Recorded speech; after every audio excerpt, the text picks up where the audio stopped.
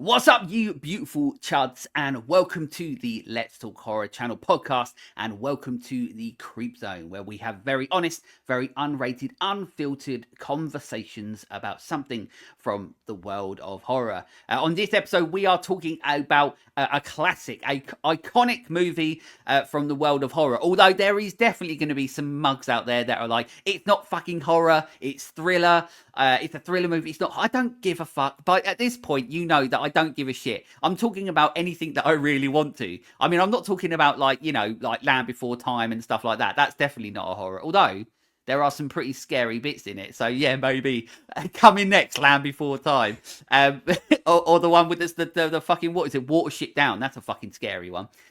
Absolutely, but we are talking about an absolute classic, Silence of the Lambs, and with me to talk about Silence of the Lambs.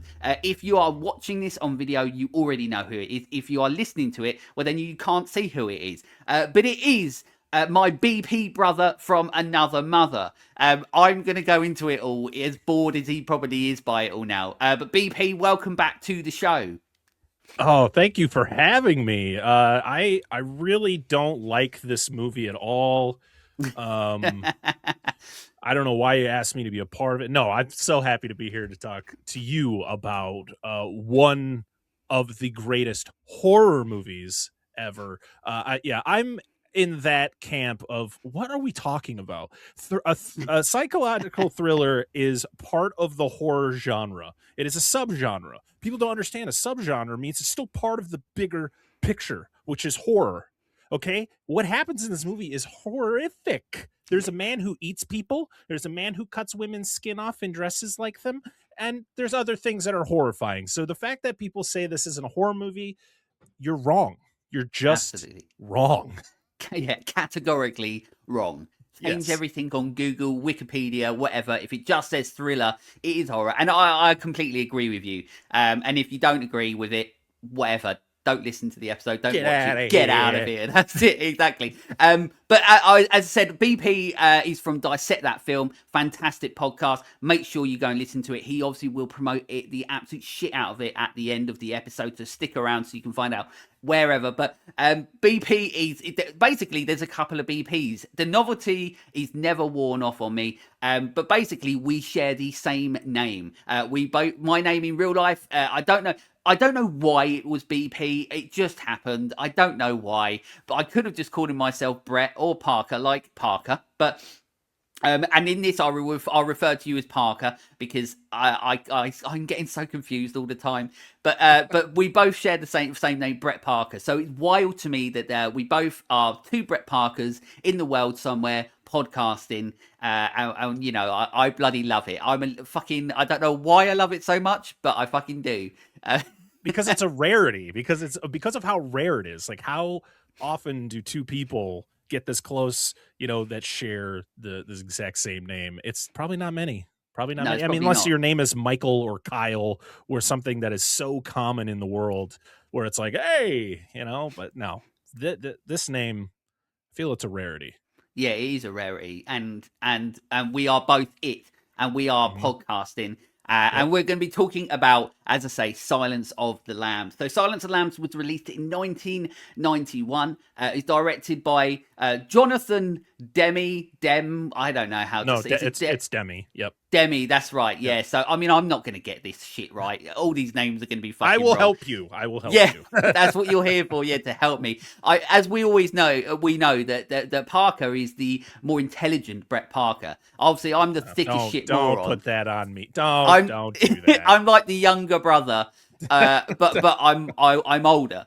Don't do that. Don't put that on me. That's it. But that's it. But it's weird as well because, like, I don't know if has he made anything else that's really. I think he made Philadelphia, didn't he? He made Philadelphia. He did Philadelphia, yeah. But other than that, he's got a list of like quite a long list of like films and everything that he's done. But other than this one, because this wasn't just like a movie that like was critically okay. Like this is a big award-winning movie, which obviously I'll get into once we get down to talking about the movie. But I just think it's like this and Philadelphia, which won Oscars as well. And other than that, I don't really know. Anything else that he's done? He directed Adaptation, which Oh, was the Nicolas the Cage Nicolas one. Cage. Yeah, played Charlie Kaufman.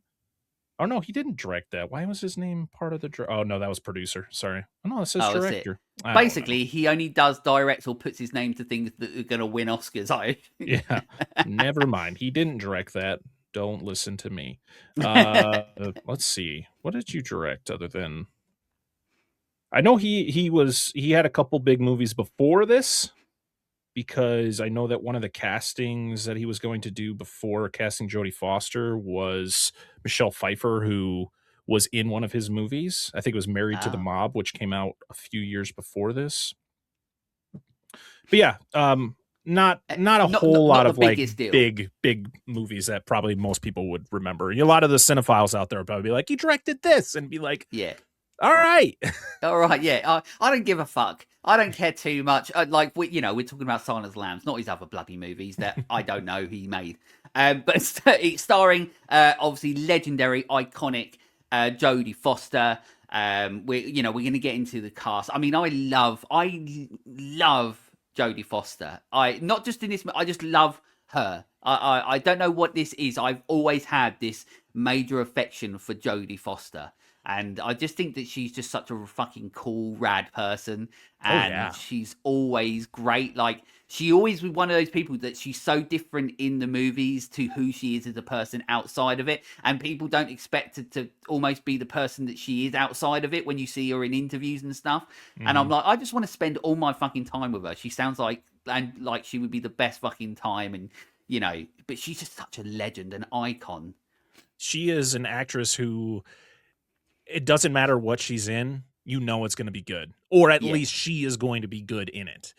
Yeah. She's able to transform herself into anything she needs to be. Like Clarice Starling, to even like back when she did Taxi Driver when she was like 13, I think, Yeah. or something like that. Like, Crazy young. she is able to just transform herself into kind of any role that she needs to, and she does it flawlessly. And in my opinion, like when people talk about her, she gets her flowers, but I don't think she's talked about enough.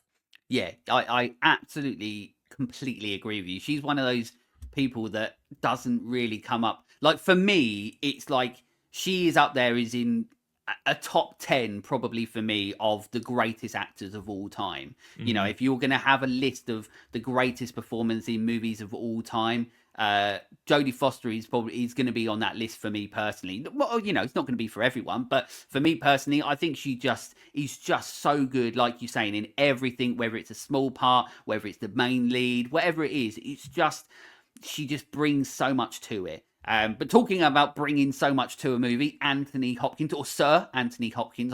I don't know if I have to legally say Sir Anthony Hopkins, but I'm Get a sure I'll just summons. say it.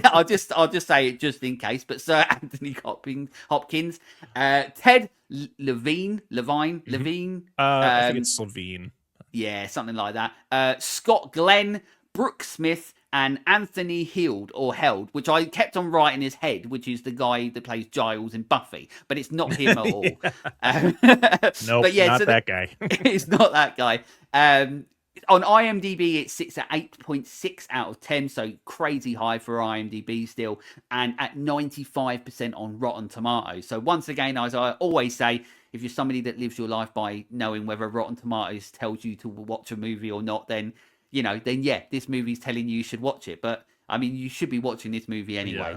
Um, Google synopsis wise, Clarice Starling, an FBI trainee, seeks help from Hannibal Lecter, a psychopathic serial killer and former psychiatrist, in order to apprehend another murderer who has been claiming female victims. If that doesn't tell you enough to be like, I want to see this fucking movie, I don't know what does. Even Google managed to make this movie sound like interesting in its own way because Google shit. Well, it's just taking a bunch of things and just like giving you that's AI answer. Yeah, that's it. I know. I always say I feel sorry for like once upon a time it used to be some little guy sitting in Leicester typing Just synopsis into yeah. Google, and now he's been sacked because of AI, and you're like, oh, you motherfuckers. Um, but I always like to ask my guests first off, straight away out the gate. Do you remember when you first saw this movie? So it was probably around like 2002. I was 11, and it was shortly after Hannibal, which is the sequel to this, came out on uh, VHS. My grandma had she always was buying the new release movies, and she picked up Hannibal, and I think I saw Hannibal first, and I was like, what? I'm kind of confused on what the hell's happening here. And she's like, oh, well, it's a sequel to this movie, and she had Silence of the Lambs, and she was one of those, like, as long as my mom didn't know, she didn't care about showing me movies that probably I shouldn't have been watching at that age. But I remember watching Silence of the Lambs for the first time and just kind of being in awe. And I was in this weird phase in my life where, well, it's not really a phase because I'm still interested in the subject of like true crime and Yeah. the world of serial killers and all of that. And so I remember watching the movie. I'd watched that and Hannibal back to back. And I think Red Dragon hadn't come out yet. And I went out to my local Barnes and Noble and I bought all 3 books, Red Dragon, Silence of the Lambs, and Hannibal. And I read them all probably within a few weeks. And I still have my original copy of Silence of the Lambs that I bought back then. And I just kind of fell in love with the world of Hannibal Lecter. Like I constantly watched, this movie specifically, but like just that trilogy, I was watching it all the time. And then I remember when Hannibal Rising came out, and it may not be a great movie, but it was more Hannibal Lecter, and it was a Yeah. prequel. And then we got the show, and it's just like, I have been obsessed with Hannibal Lecter as a character and kind of that world since watching Silence of the Lambs for the first time, now Yeah, over and 20 years ago. it's interesting as well because I very rarely read books because my brain won't let me because I'm a moron, obviously, and that's just the way that my brain is. So I've got loads of books, and to be fair, pretty much all the books behind me I've read most. I only really get the ones that I know that I'm going to read, but I've Mm-hmm. always wanted to read the Thomas Harris. Is it Thomas Harris? No, yeah, Yep. yeah, Yeah. yeah. But I've Yeah. always wanted to read them because it's interesting. Because even without reading them, I'm exactly the same as you. I'm really interested in like the story of Hannibal Lecter and who he is and stuff because he's such an intriguing character, and there's obviously different incantations, like different variations of him in from the book to the movie to the TV show. The Hannibal TV series is one of my favorite series ever of TV. I love the Hannibal TV series. If people haven't watched that, I implore you to go and watch it because Mads Mikkelsen is great as Hannibal Lecter and Hugh Dancy's great in it. It's also one of the most beautifully shot programs that's ever Oh been my made. God. It's Um, beautiful. I mean, I literally brought a lens for my camera because of that series of how they shot it.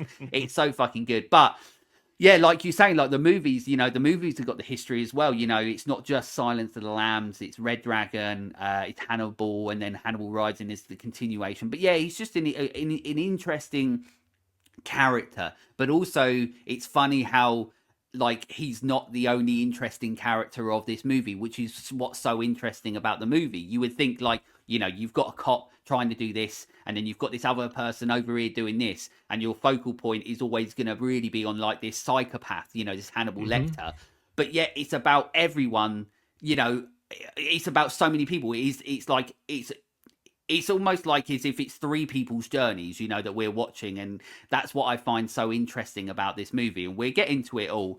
In regards to seeing it, I think I was probably a little bit older. I feel like I was probably about 14 or 15 when I saw this because I remember it being like one of the only movies that me and my mum have sat down and watched together. So it's like, and because she loves true crime stuff, and like she was one of those mums that had true crime books lying around the house when I definitely shouldn't be seeing all this shit when I was a kid walking around, and she had true crime books everywhere and stuff. So Silence of the Lambs was one of those movies that was like right up her alley, like you were saying with the true crime elements of it, and it is once again because true crime is constantly it is there. It's always going to keep being something that people are so interested in. It's a movie that like doesn't really like ever get old because it is always like just a movie that people can keep watching because they're like, well, I like true crime, so why not watch Silence of the Lambs? Yep. and then obviously they're punched in the face by the movie that it is. But there we go. So with the episodes, of course, I do my run through of the movie, and as I always say to all my guests, at any point, if you want to tell me to shut the fuck up, you want to talk about a moment that I'm talking about that happens in the movie, please do. And because I need to shut the fuck up at some point anyway. But we go through the entirety of the movie, and then we go through it like that. Think of it like people have said to me before, they like it because it's like a little director's commentary. But I'm not the director; I'm a nobody. But, but here we go. So we open the movie with the iconic Jodie Foster. She's been strong, agile, and sweaty as fuck. And she's on an obstacle course or whatever it is, but she's rudely interrupted, and she's wanted by the boss man in the behavioral science department. Is that right? No, yes. Yeah, the behavioral like science. Yeah, so this was the behavioral science was fairly new even in 91. I think Manhunter, which was the Netflix series that was tragically canceled for no reason. That is based on the real, like, kind of where behavioral science came from, because it was based on a book and about the actual guys behind kind of the creation of all this. And yeah, they lived in the basement of the FBI. They were kind of like not the laughing stock, but they were kind of the department that they just kind of wanted to hide away, because they were doing things that people just didn't understand, because they were profiling serial killers, and they were doing things a lot of people were like, this just seems like a waste of time. Yeah, just arrest these motherfuckers. Yeah, let's just go find them. And it's like, but it wasn't that easy, especially Yeah. at that time where we didn't have, like, DNA was still fairly new. Like it wasn't like now where, you can get DNA off of anything and find a serial killer probably in, a tenth of the time that you would have back in the day. I mean, there were serial killers who still didn't get caught, from back then. But my favorite thing about this scene is the fact that, like, when Jodie Foster is called to Crawford's office, she's going through the FBI training facility and she's passing all of these guys. There's like very few women that you see as she's going through. You see her friend, I think it's Bedelia or Ophelia. I can't remember what her friend's name is, but they run by. You see her. You see like one or two other women as she's going through. But because Jodie Foster is a very short woman, and she's going past all of these taller men. It was kind of like watching a child kind of go through like the whole thing. And then she, of course, goes into the elevator and she is being towered over by these men, because the FBI, pretty much up until this time or a little bit before, was primarily run by men. And the funny thing is like the FBI was founded by J. Edgar Hoover, who was a known crossdresser. Which I don't know if that plays into anything with Silence of the Lambs, but the fact that that's kind of the history of the FBI is like the guy who founded this organization, who just, and a lot of organizations even back then weren't allowing women to be part of their professions. They, it was the whole, they're housewives. They cook, clean, do everything for the men, for their children. That's it. Becoming anything in law enforcement was like, yeah, right. They couldn't handle it. And so this is one of those things where Clarice is, you can see that in the beginning, it's kind of showing us that maybe she's just trying, like, she's going to fight. She's the David to the Goliath of, which is the FBI. And I always love that imagery of her getting into the elevator, even if it's for a couple seconds, and seeing her being towered upon by all of these men, and her not flinching, which is always a delight. That's one thing that Jodie Foster has always been so incredible at, is just playing that like against type incredibly strong female character. And obviously she is that in real life as well, which is why it works so well for who she is in the movies that we see her. And I've always loved that. I mean, I've always been, growing up with just, women in my life, having strong women. I've always had strong women around me. So I've always really navigated or gone, to those characters like Ripley and everyone like that, those strong female characters, and you're exactly right. In this movie, there's multiple occasions where she's having to essentially prove to people that she can do what she can do because she's a female in a man's world, and at that moment, you're exactly right with the elevator. There's a bit of moment. And also as well, what's really interesting about this movie as well is that there's a lot of scenes in this movie where, and we'll get into, where there's not just one or two men about, it's multiple. There's groups of men Mm-hmm. in a room, and then she's there, and it's almost as if like they're trying to, don't give a shit about, they try and make her feel small and stuff like that. But we know as the viewer that she's going to be the one that figures all this out, that solves everything and stuff. And it's just really well done, where you really feel for Clarice, in the world Mm-hmm. that she's in, and they really set it up really well. But throughout the movie, like a scene that we're getting to later at when they're doing the autopsy sort of thing, and there's groups of police in there in this, in this the funeral or whatever it is, and there's groups of men, just looking at her when she's trying to talk up and stuff, and she ain't gonna take their shit, but it's just the world that she was part of, and the world of what it was like and stuff. So they do a very good job at already making you on the side of this character, of this female character, like I said, in this man's world. But yeah, so she's gone up to the behavioural science department, but she starts staring at a wall, which has some pretty gruesome crime scene photos from Buffalo Bill's crimes. But the boss is back, and he offers her a job, and that's chatting with psychopaths. Basically, she's been asked to go and talk to psychopaths, and one of them, obviously, of course, is Hannibal Lecter, because they're trying to do what they can to solve the case of Buffalo Bill. Buffalo Mm-hmm. Bill is a serial killer who is going around doing horrible things. He's taking skin off women as well. And also, what's interesting about this is that, like, when you see the crime scene photos on the wall, you realize like this is a movie that's not like really holding anything back, because they feel like they are like really, like, they're very graphic. So it's not one of those movies that like you can sit down with kids and watch. You know what I mean? Like, even though most of us watched it when we were kids, but It's one of those things where they're not trying to make you sympathetic to Buffalo Bill, or anyone who is related to these specific crimes. Like, I think, even when we meet Hannibal, like, yeah, Hannibal is. It's weird to say likable because of who he is, but he's a character that you're just so drawn to, just the way he talks and acts, and he's just so intelligent. But in hindsight, he is a horrific person. He literally yeah, eats people. Um, so to see those gruesome photos on the board, you're never going to have any sympathy for Buffalo Bill. yeah, Even if you're told his entire backstory of like how his parents were abusive, or he was molested, or whatever it is, you're still like, this doesn't give you the right to do the things that you're doing. Like you can't. You just got to seek your help in a different way. yeah. This isn't the way, man. And it was No, funny because there was a TV show that came out a few years ago called Clarice, which was a sequel series to Silence of the Lambs. It was Clarice right after the events of Silence of the Lambs, and her kind of going through life, kind of having that whole case kind of haunt her. And like, you find out the history of Jane Gum, and kind of like what his life was before. And I liked it to a point where I thought the casting was great. I thought the girl that they got for Clarice looked like her and sounded like Jodie Foster in this movie.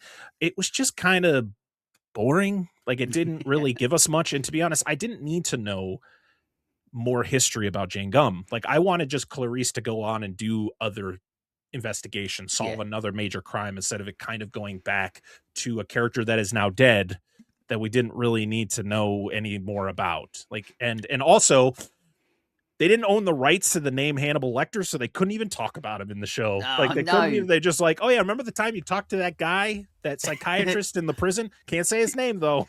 You kept saying his name. Yeah, exactly. Yeah. I think he's a sir now, but we can't talk about him. Yeah. But yeah, so she's basically been given, the offer of this job to go and speak to Hannibal Lecter. So she goes to meet Dr. Chilton. He's once again, they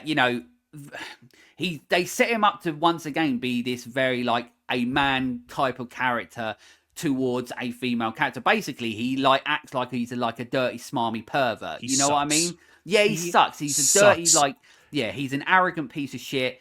You know, he's like trying to chat Clarice up, you know what I mean? Because once again, he's like, "Oh, you're too attractive" and stuff like that. And he's basically like he's given her no respect for her job. You know, her job is to, you know, just because she's a woman, doesn't mean that she's not there to be treated like professionally. You know, like that's Yeah. it. But because she's a woman, he thinks that he can talk to her that way. But he's just a fucking piece of shit.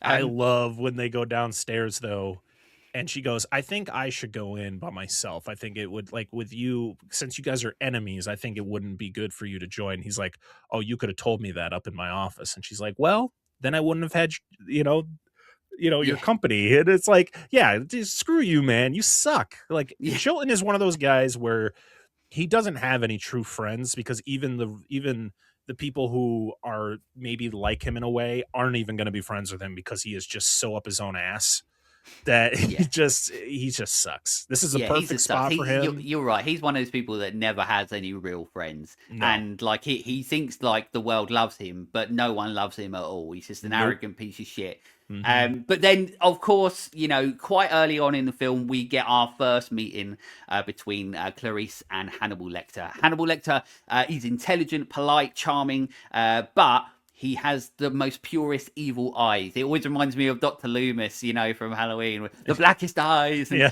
stuff like that. But He doesn't he's blink. no, he doesn't blink. He's just the most purest evil of eyes, but yet once again, like it's the mannerisms of this very charming man, you know, Hmm. a very like intelligent person, you know. And the problem is that there's so many moments in this that make you forget about all the horrible things that he's done and will Hmm. happily continue to do because of how charming he is.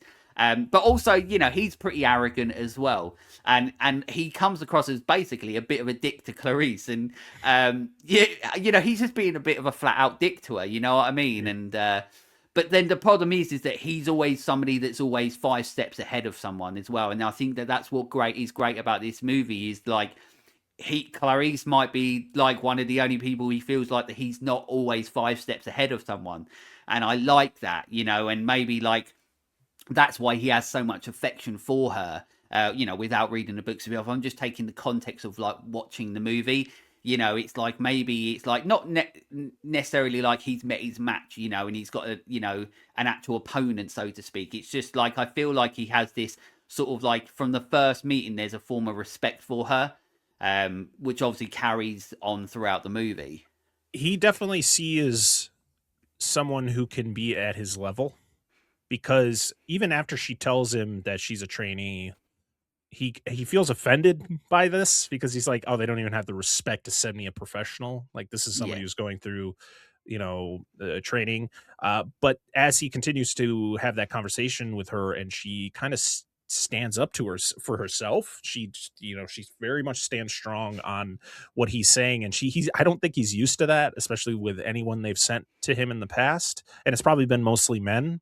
And I think that's why Crawford decided, well, we don't have a woman in this department, so we'll find somebody who kind of has that itch and that interest and that, that drive. And I think, you know, Crawford is using her, but he also knows that she has something special about her. And Hannibal sees it too. And it's funny, when Crawford is in his office, he's talking to her about, going to meet him.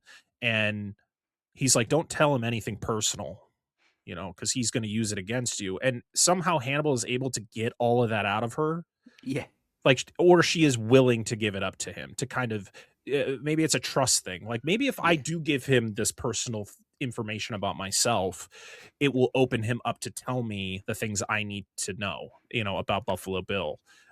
Because every time she asks him about Buffalo Bill, he kind of skirts away from it. He doesn't really want to talk about it, because he's just more interested in her and like what she's trying to do, and trying to get all the reads that he can. But yeah, I love the dynamic between Clarice and Hannibal. I think it's so well done, and the performances just, are to stand the test of time. yeah. I think it's like it's one of those absolute like perfect pairings in cinema, you know, where they're just like the way that they're like, you know, the way they have their conversation together, and you're just like you're just like you can't take your eyes off the conversation because it's either going to be Clarice is going to say something that's going to be important, or Hannibal Lecter is going to do something wild that that might be insane, or might say something, or or he might be helping her. Like it's so interesting, their relationship, and I really enjoy it. There is something as well here that you might be able to help me, because obviously this straight away we get like the classic Father Beans line sort of thing, where he's stuffing his lips or whatever he's fucking doing. But we get that once again, iconography, and I'm going to talk about that a bit later because there's a lot of that in this movie. But it also leads into the type of iconography that I think this movie is, and my controversial sort of opinion on a certain part of, or what something is in this movie anyway. But we'll get to that later. But there's a bit that I because even when I watched the other day, I was like, I feel like I'm missing a bit. So there's a bit that where she walks out, and obviously she gets jizzed on, right? And it's fucking gross. Yep. And poor Clarice and stuff. And then Hannibal Lecter like pulls her back and then starts talking to her. But then we hear later on, like, I don't know if it was. Now you'll probably correct me, but did Hannibal kill that guy? Or cut his tongue off or something? He didn't physically kill him. He talked him into it because he's a schizophrenic. So he literally, because later on, Crawford calls her to tell her that Miggs was dead. And it's such a weird, it's like one of those scenes where you're like, why does he say it like that? Like it's this criminal who literally just jerked off into his hand and threw it at Clarice, which is disgusting. And the fact that she still wanted to continue this whole thing, it shows how strong of a character she is. Like, she literally had come thrown in her face, and she just wipes it off and just moves on. And you're like, but Crawford says, Miggs is dead. The orderlies heard Hannibal whispering to Miggs, and then he like swallowed his own tongue, which I don't think is possible. So he found some way of probably doing something, choking himself out or swallowing his own tongue. I don't know, but it was Hannibal manipulated him to do it, because that's what Hannibal can do. And you learn about that more in other, like in Hannibal, for instance. Hannibal is very much showing more of Hannibal Lecter as a character and what he can do to kind of how he has survived all these years. He is a master manipulator. He's not the strongest man in the world. He's very smart. He can manipulate you. And so that's what he ends up doing to Miggs to get him to kill himself pretty much. And the way that I always think about that, and also, I could be completely wrong, and they might not be something, but also I feel like he did it for her. Does that make sense? Because he was rude. He doesn't like rude people. No, he doesn't. And already, like, when I watch that bit, and you learn about that quite quickly after that sort of thing, it's almost as if like that almost the affection for her is already grown, so to speak, where it's just like, like you can't, like, he doesn't want that to happen to her. And like you're saying, it's rude, but also because it's happened to her and he likes her, that he's, forced this guy to do this to himself. So, but once again, it's those little things where you're like, it makes you sort of like him, but then you're like, I shouldn't like him. No. And that's what makes, that's why it's so cleverly, written and put to screen and so on like that. But as she, she leaves, she's clearly shaken. She's sort of, maybe she feels she's a little bit in over her head. We get a quick glimpse of young Clarice who's run into her dad, who's a cop. And we get like a little bit of a sense of like the trauma from the past, and obviously like that plays a big sort of part into the movie with Hannibal Lecter trying to get more out of her and stuff like that later on. But yeah, it cuts away because it doesn't really, go anywhere at that point. We cut to her. She's basically shooting the shit out of stuff. She's doing some cop training and all that sort of stuff. And then she's also like trying to learn stuff that might help them with the Buffalo Bill case, or with Lecter as well. She's trying to, deal with. She's actually just doing research on Hannibal. She's not looking into Buffalo Bill stuff. That's because right, he mentions when he yells back to her, he tells her, I can't remember what the name of the garage was, but he says Moffat. He's just like, the name is Moffat, and he says, he doesn't say where, but then she kind of puts it in her head, and when she's talking to Crawford, she's like, oh, there's a garage that is called that, and there is a Moffat that has a garage, like a plot there. But she's doing research on Hannibal and how he got caught and how he was like a renowned psychiatrist.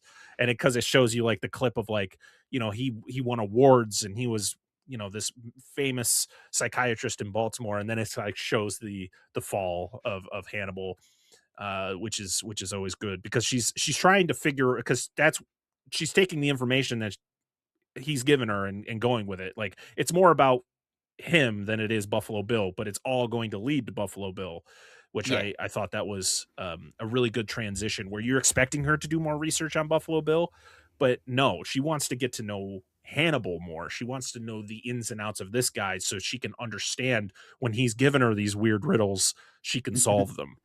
Yeah, yeah, you're exactly right. And then at this point, you mentioned as well that she goes off to this old storage warehouse place, which she's using. And I like this once again. It's little moments in this movie where they're really like set up the intelligence of Clarice as well. That she can't get into this thing, and the guy's almost like, once again, it's the typical, like, you're a woman, like, like, you can't get in here, but she uses her brains and she gets, like, the jack thing from the car. Yep. And, like, and I love that because straight away you're like, good, like, shut that guy up, get in there. And then once again, she uses her brain. Like, it's just like, there's so many moments in this movie where you're like, us men, I don't have a brain. So me, it's just like, I'm going to break into there. I'm going in there, not thinking about it, all that sort of stuff. With her, it's just like, I've got to get in here. I can't. So I'm going to do it this way. She finds a way using intelligence to get in there. Before she goes in there, she gives the guy her card, just in case anything happens. With me, I'm rolling in there, guns are blazing, like they just set up like the character of her of being an intelligent, strong, smart woman so well in so many like little moments in the movie. Whereas, like I said, an idiot like me would just go in like, but that's it. But then in this bit as well, she finds a head in a jar. With like, I don't know, it just looks like a pickled head. But then she heads quickly to see Lecter to find out whose head is in the jar, and obviously he's up to his old tricks. He's being fancy with all his words and all that sort of stuff. Also, as well, he starts being like, there's the odd moment where he's like quite crude in the movie to quite a few people, like he is at this moment with Clarice, and he is to somebody else a little bit later as well, almost as if everything's like a game and he can say whatever he fucking wants. And then, but he also at this point sort of tries to give her an offer that she can't refuse, and says basically that he will sort of try and help her with the Buffalo Bill case, if she helps him out, which is trying to get him like basically essentially out of this prison that he's in, this glass sort of. He wants prison. a view. That's his thing. Yeah. I want, because he has all the pictures on the wall that he had drawn, and one of them was Florence, which is foreshadowing for the events of Hannibal, because that's where he ends up going. And she's like, "Oh, these are great. These are all from memory." Is like, memory is all I have, because all I see are, I don't have a view, and that's all he wants, because he knows he's never going to get out of prison.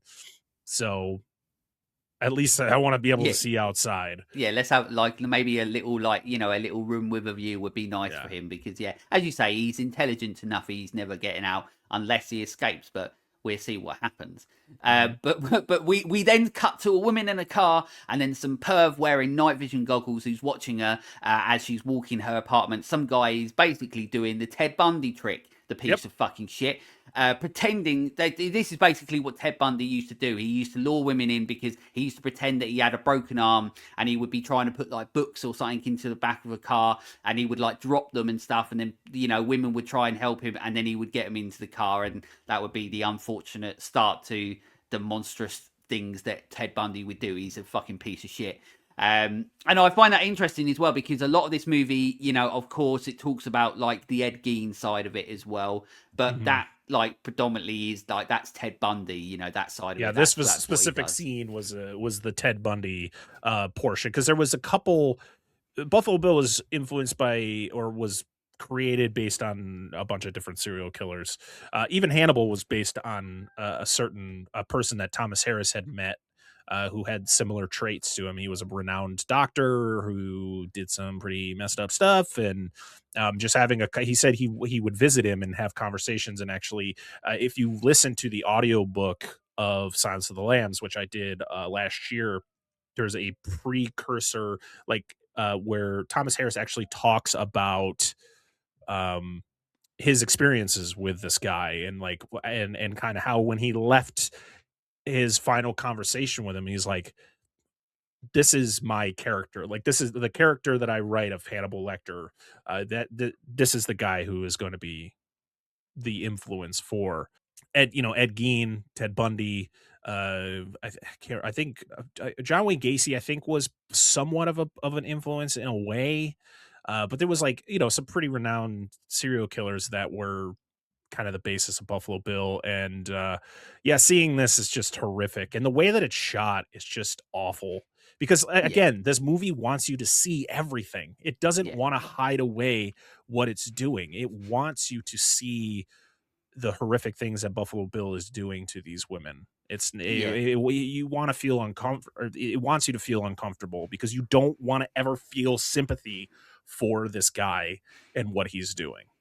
Yeah, you're exactly right, because like the way that it's filmed and the way that it's done, like he's trying to get this in his van and stuff, and he makes her get in the van and stuff, but he just literally violently just knocks her out, and it's not just like the one punch and you don't see it, so to speak. It's just like multiple punches. Like he, Yeah. really does, because what, like you're saying, like it's really setting it up like this.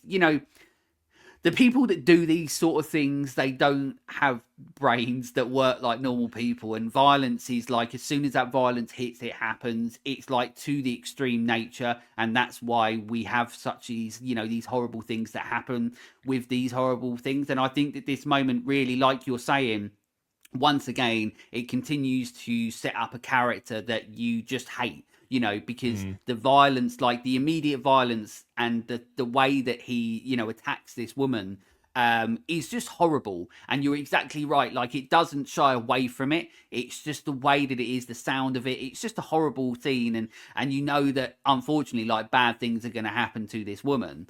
Um, but yeah, she, and that's the horrible thing, is once again she goes to help him, but it ends badly for her, and he does a horrible thing. Yep. But back with Clarice, and she's been called by Bossman Crawford once again, and they go to a funeral of one of Bill's victims to find out more info. There, Clarice is perved upon loads by male cops, because they're there, because they're, once again, there's loads of male cops, and they're either like, one, what the fuck is she doing here, or two, they're like Yeah. eyeing her up and not giving her any fucking respect whatsoever.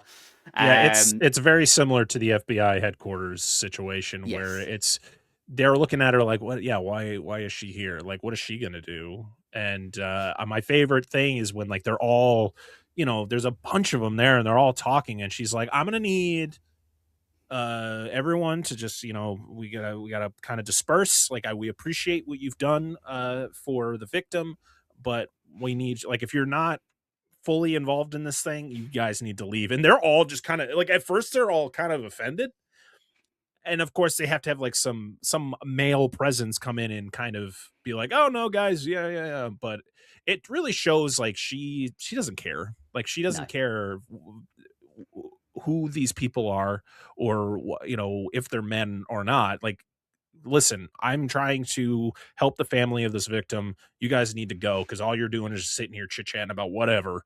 And there's a lot more work to do.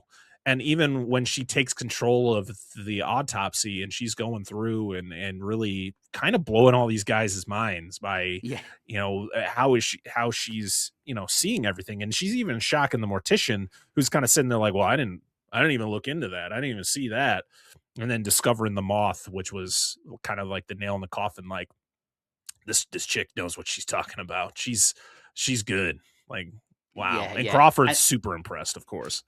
yeah, absolutely. And that's it. And they're looking at this body, and also I find it really interesting that, like, and it also, like, it makes you sort of feel like, and I don't know if you're the same, but like, it makes you feel like who you are as a human being, or who we may be as a viewers when we see this, because they Mhm. don't show the body for a long time, but yet for some reason you're instinctly, like, my brain goes to, I want to see the body, but I don't want to see the body at the same time. Yeah. And that's the problem. He's like, and they do, and I feel like it's purposeful, where like they're going, or essentially talking about what they're doing to the body, or this, And then there is the moment when they do show you the body, and it's all decomposed, and then it's got the skin taken off in the usual position that in the place that Buffalo Bill does. But then when you do see it, you're like, oh fuck's sake, like it's gross and it's horrible and it's like it's not a nice thing to see. But our brain automatically is like, I want to see it, and then when you do see it, you're like, oh fuck, I wish I hadn't seen it now. But it's yeah. The behind the scenes is really cool with this because it's an actual actress who is laying there. Like Yeah, she it's got all crazy. makeuped up. She had to be laying there naked for quite a bit of time, and bravo to her for not moving and kind of being in that vulnerable position in a scene like this, which is it's the thing about something like this is it's not sexualized, which is a good thing. Yes. It's Yeah. and it puts you in like a vulnerable spot, and it wants you to feel uncomfortable because of what Buffalo Bill has done to her, but also just how she looks, of course. And it's like, listen, this is real stuff here, man. This is like this like Silence of the Lambs is straight out of headlines. Like this isn't some fantasy stuff. And I think one of the big things that I had gripes about with Longlegs is it tries to do very similar things to Silence of the Lambs, and then it just kind of goes off the rails at the end. Which, to be honest, I guess I should give credit to Osgood Perkins for kind of not being a strict Silence of the Lambs clone and giving us something different in the conclusion.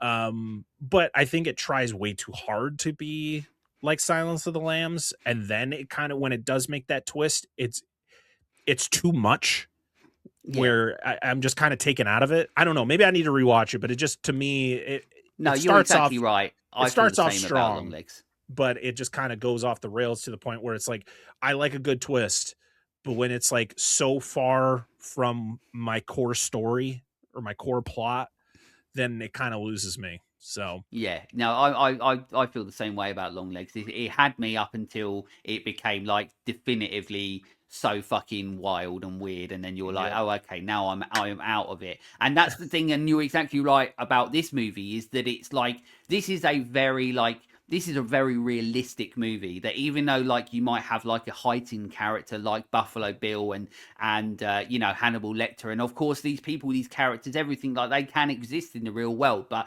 everything sort of like that's going around in regards to like the investigation side of it and the way that they present it to us, the viewer, it's very real. And you're exactly right, like that scene where we've got the body, it feels like you're actually like experiencing, you're watching a real dead body, how cleverly and how well it was done. But yeah, she finds that big fucking giant cocoon in her mouth. So then she goes off to see some giant bug nerds to see if they can tell her what is in the cocoon, and then they do, and then it's the death head moth. Which also, one of the guys is like there once again trying to chat her up. But also she almost feels like she feels more at home with the nerds. Like she, at these moments, it's like she doesn't feel uncomfortable anymore. And I really like that. Like where the way she's having a conversation with these people feels like she's more at home than she is having the conversation with the normal people that she's having, In the book, she actually goes out with one of the guy who's actually flirting with her, which I thought was pretty funny. Another fun fact was the death head moths. They couldn't get any, because it was too expensive, and I think they were endangered, so they couldn't get enough of them for the shoot. So they actually just got a different different species of moth, and actually meticulously had to draw or paint on the skull on the backs of these moths, so they all looked the same. It's wild what productions back then were doing. Instead, is it like now would have been like, just CG them. Like if we're gonna have 1,000 moths, just CG them. Who cares? Like the fact that they were like, no, we're gonna have actual moths, but we're gonna have somebody sit down and paint a skull on the back of a live moth so they all look the same. It's wild stuff. Yeah, it's mental. It's like going back to David Fincher with Seven, and like all of John Doe's books are real books, and they didn't have to be, and he spends 30 grand on making fucking every book real. And it's Fincher, not surprised. it's Fincher.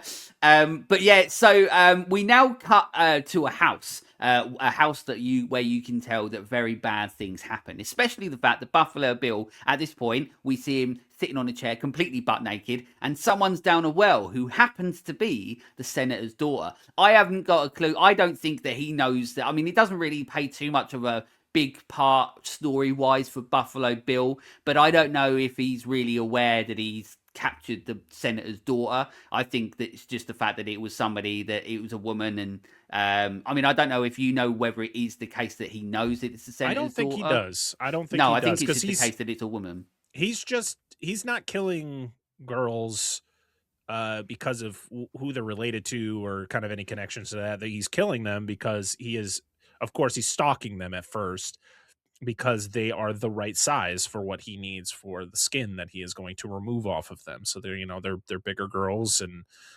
it's like perfect for his suit that he's making. So that's kind Yeah. of where his selection comes from. Yeah, I don't think he really had any idea of. I don't think this is 1991. He wasn't hopping on his computer and looking up, Yeah. this girl. He's doing it like most serial killers did back then, stalking and then when the time was right, making his move. Yeah, he was. But then Clarice is now, so she starts heading back to speak to Hannibal Lecter again. But she's got him the deal that he was after, or has she? We're getting to that. But he's hard to please. But what he really wants is to know more about Clarice.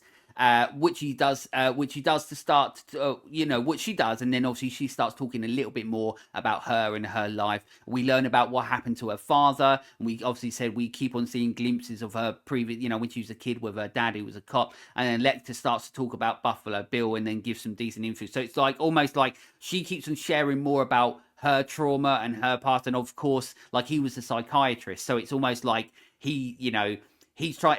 I don't know. Once again, is it like him trying to help her? That's the thing as well. Like, because obviously he is a psychiatrist, and maybe it's like he's trying to help her with her trauma by trying to talk about it, because that's what we do with psychiatrists. But at the same time, is it then also like him playing games? That's the thing, is it's hard to read how Hannibal, like how he is actually trying to portray himself. Is he helping her? I think he is in a way, because he does have some sort of affection for her. Yeah, But I think it's one of those things where he knows her potential, so he's just trying to push it out of her.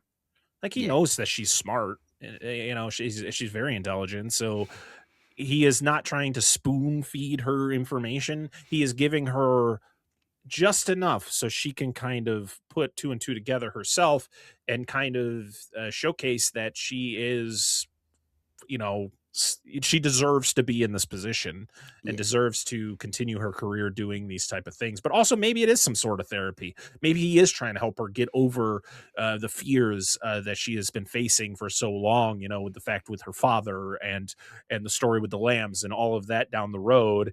He is he is not being the typical psychiatrist, but he is doing it because it's just natural to him. yeah. It's just so difficult to figure out whether he's a good guy or a bad guy.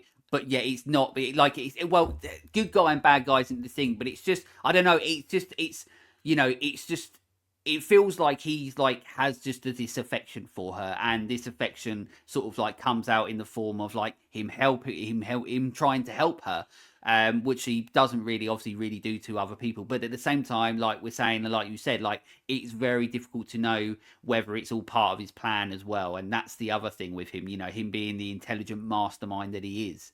He is a guy who kills not just to kill. He is a guy who kills. He kills rude people. He kills people who are a threat to him. It's there's always something behind his reasonings for killing. The guy that Clarice finds the um In the storage warehouse, yeah, unit yeah, that's it, yeah. was somebody who kind of was like, he was offensive to him, Mm. and so that was kind of his way of getting rid of him. Like, it's always about rudeness. Like, if he's rude or something like just isn't Somebody's right. jizzing on someone. Yeah, exactly. Like, one of the stories was um there was a flutist in the Baltimore Symphony Orchestra that was terrible, and Hannibal loves the orchestra. He loves classical music. That's kind of a big thing, kind of in any of the movies, even in the books, it's talked about it in depth. And this guy was so bad that he actually kills him because of it and serves him to the board, the symphony board. Uh, and ultimately, that's kind of what leads to his arrest because the guy who investigates, who the agent before Clarice investigates him. He actually was working with him kind of in the same way Clarice is, Will Graham, and that's ultimately what leads to his arrest. Is Will Graham kind of putting things together? Is like, oh shit, the guy that we've been looking for together is Yeah. actually you. It is actually you Yeah. motherfucker. Yep. Absolutely. But now we're back at Buffalo Bills. Although it's so funny because every time I keep on saying Buffalo Bill, it sounds like it's like someone like American diner restaurant place, like Buffalo Bills. I mean, he's named after like one of the like most iconic performers in like the why like what because it was named after Buffalo Bill, who was a performer in like the late 1800s, early 1900s. I was confused by like the description of why Buffalo Bill Yeah. got his name. I was like, okay, that's not who I Buffalo just Bill think he's got was, some but sort of like diner or something somewhere. yeah. Or I just think of the But football team. Yeah. yeah, that's it. But then we get like this scene is like obviously an iconic scene as well because it's the lotion scene as well, Mhm. and uh, and this is like I mean I'll go into it a bit later as well. But is it what's his name? Is it Ted Levine? No, Ted Ted Levine. Levine. Yep. Ted Levine. But like this guy, he in this moment, it's like he's so it's difficult to say so good, but like he's in his performance in this moment is so unsettling because Mhm. it's the way that he's like his mannerisms, the way that he's saying, like it puts a load, like the He way that he's like his voice as well. It's so he's like you keep saying, there's no way to like this guy. no. he Um, he starts off as the person he wants to be, right? And there's a lot of controversy around this character because a lot of people thought it was like an attack on the trans community because yeah, ultimately Buffalo Bill is transitioning, but in the worst way possible. Also, yeah, you find out that he tried to transition and he was denied. yeah, So and it was kind of like a lot of people in that community felt it was an attack towards it, and I don't see it that way because I don't think, I mean, maybe people did watch. I mean, there's a lot of stupid people in this world who see this movie and just think like, oh, that means they're all bad, right? Like all trans yeah, people are bad. And it's like, no, like it's the story that it was written, and it was just how it all came about. And you can think which way you want. I think it's just a guy who I don't think he was killing because he got denied. He no, was no, always a psychopath. He yeah, just was also trans. He was also yeah. just trying, he wanted to become somebody different. He was still going to be a fucked up human being and do messed up things. So I don't know. It's kind of give or take on how you can perceive it, but I love the way like he starts off with how he wants to be portrayed. So he starts off very feminine, where Yeah, he's asking her to put the lotion in the basket, and of course she's and he's almost screaming. crying as Yeah, well. he's very. I mean, you could see like there's something deep inside him that feels bad for what he's doing, but he is just so like this is just him. This is his Yeah, life. This is what he does, that he can't turn it off, but he can still show emotion, but it still is not giving me anything. I'm not feeling bad for him. But he starts off in like a feminine tone, very like trying to be calming, tell her to put the lotion in the basket, and she's screaming for help and all this, to the point where he turns into his true self. He turns into who he really is, which is a monster. yeah, And because he's like, oh, put the lotion in the basket, put the lotion in the basket. And you're like, it just, and there's no subtle change. It's just an absolute switch yeah, from like calm to just, oh shit, this guy's terrifying. yeah. And that leads into like what you were saying as well. Is like, unfortunately, like this urge to do what these horrible things that these people do, it's always there, you know. Yep. So he's trying his best to essentially like not be like that. He's trying to present himself not like that, but at the same time, like, this is what he's doing. And then, yeah, when he does that, you know, he shouts at her and like a completely different sort of voice. Then you're like, that's his true self, you know, Mm-hmm. that's him coming out and stuff. But we get a quick scene once again with like arrogant Dr. Chilton, who basically, yeah, he's the one that looks after Lecter, and he's basically saying like, sadly, Clarice obviously lied. There is no like deal to try and get him a nice, like, you She know, didn't nice know view he window. lied, though. She No. didn't know because Crawford actually made the lie up because he worked with Chilton.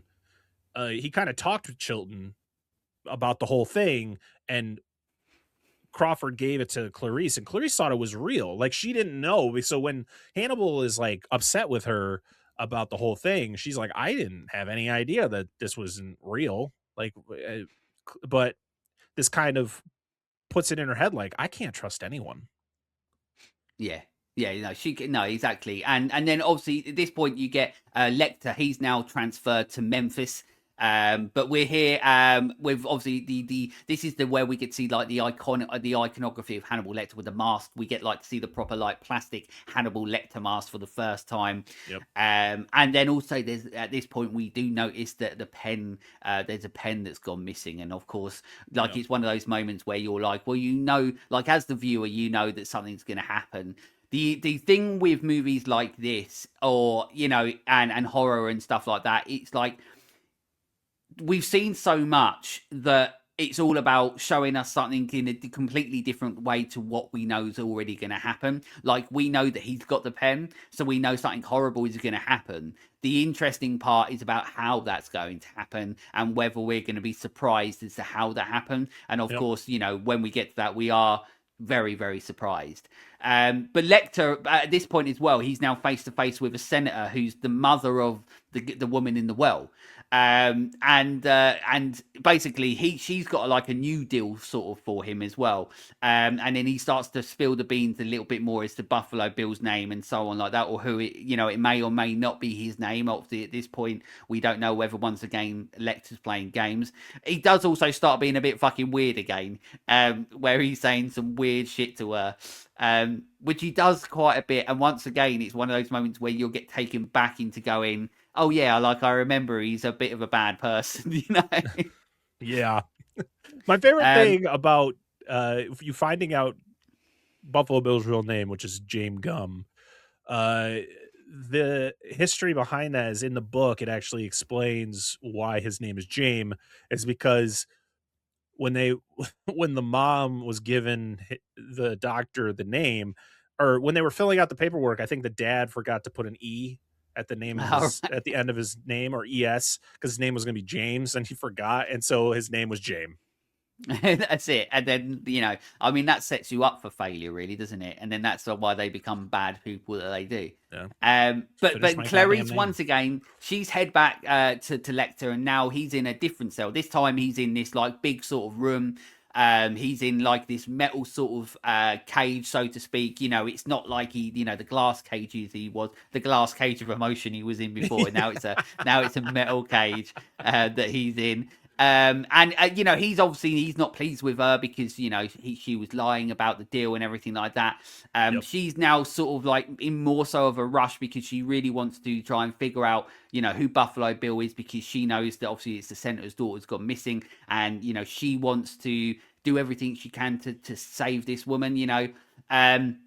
But then he just talks into fucking riddles all the time, and like, you know, and it's so difficult to sort of decipher, and you know, but he's trying to help her in her own way. You know, once again, it goes back to like, he wants her to work for what he's trying to give her, and almost as a test to see whether she's almost worthy for it, if that makes sense, you know. And so he does so, but you know, it's like tough love. It almost feels a bit like tough love, like with them. Once again, it's this affection, but also like he is still a bit of a douche, and he wants to know more once again about Clarice's trauma. This is where we learn about the lambs being slaughtered and so on Yeah. like that. But He says but it's a yeah, quid pro quo. Like, Yeah. I give you things, you give me things. Like, that's just how this relationship is going to work the whole time. I'm not going to give you information. You're just going to get the hell out of here. Like, you got to give me something to fulfill my need, and then I will give you something. That's just Y- how his relationship, their relationship works. So, like, she is doing the thing that Crawford warned her about. She is just feeding him all of this personal information about, her father dying, and you even see like the flashback of her, seeing his body, and it's kind of well, that was all stemmed from her going to the funeral home Yeah. when she was with the victim. And kind of her flashback to seeing her dad, and then she tells the story about living with her, I think it was our aunt and uncle, Yeah. and the lamb story and all of that. It's like, this is a lot of stuff that Hannibal doesn't like. She doesn't need to tell him, but she knows this is the only way this is all going to work out. This is the only way that I'm going to potentially stop this guy from killing any more people. Yeah, and then so she starts getting escorted out, and then she heads back to Washington. Whilst for Dr. Lecter, or Sir Anthony Hopkins, as I have to call him legally, it's dinner time for him. But we know this is going to be go horribly wrong, because obviously we know that he took the pen earlier on, so we know Yep. like things are going to go horribly wrong. The cops, they basically, there's a couple cops, they bring him his food, and as Lecter basically he's able to free himself from handcuffs, and like a madman, this is where we see, pure nothing but like animalistic rage, so to speak, like of who Hannibal Lecter is. Like, Mm-hmm. it's a completely different side to this like charming, very charismatic, sort of intelligent person. This is like the animalistic side of the psychopath of Hannibal Lecter, of who he is. He bites one of their noses or their face or something like that, like big time, and then he smashes the head in of one of them, and he maces one of them as well, like completely eyes, and batters the other one with their like police baton as well.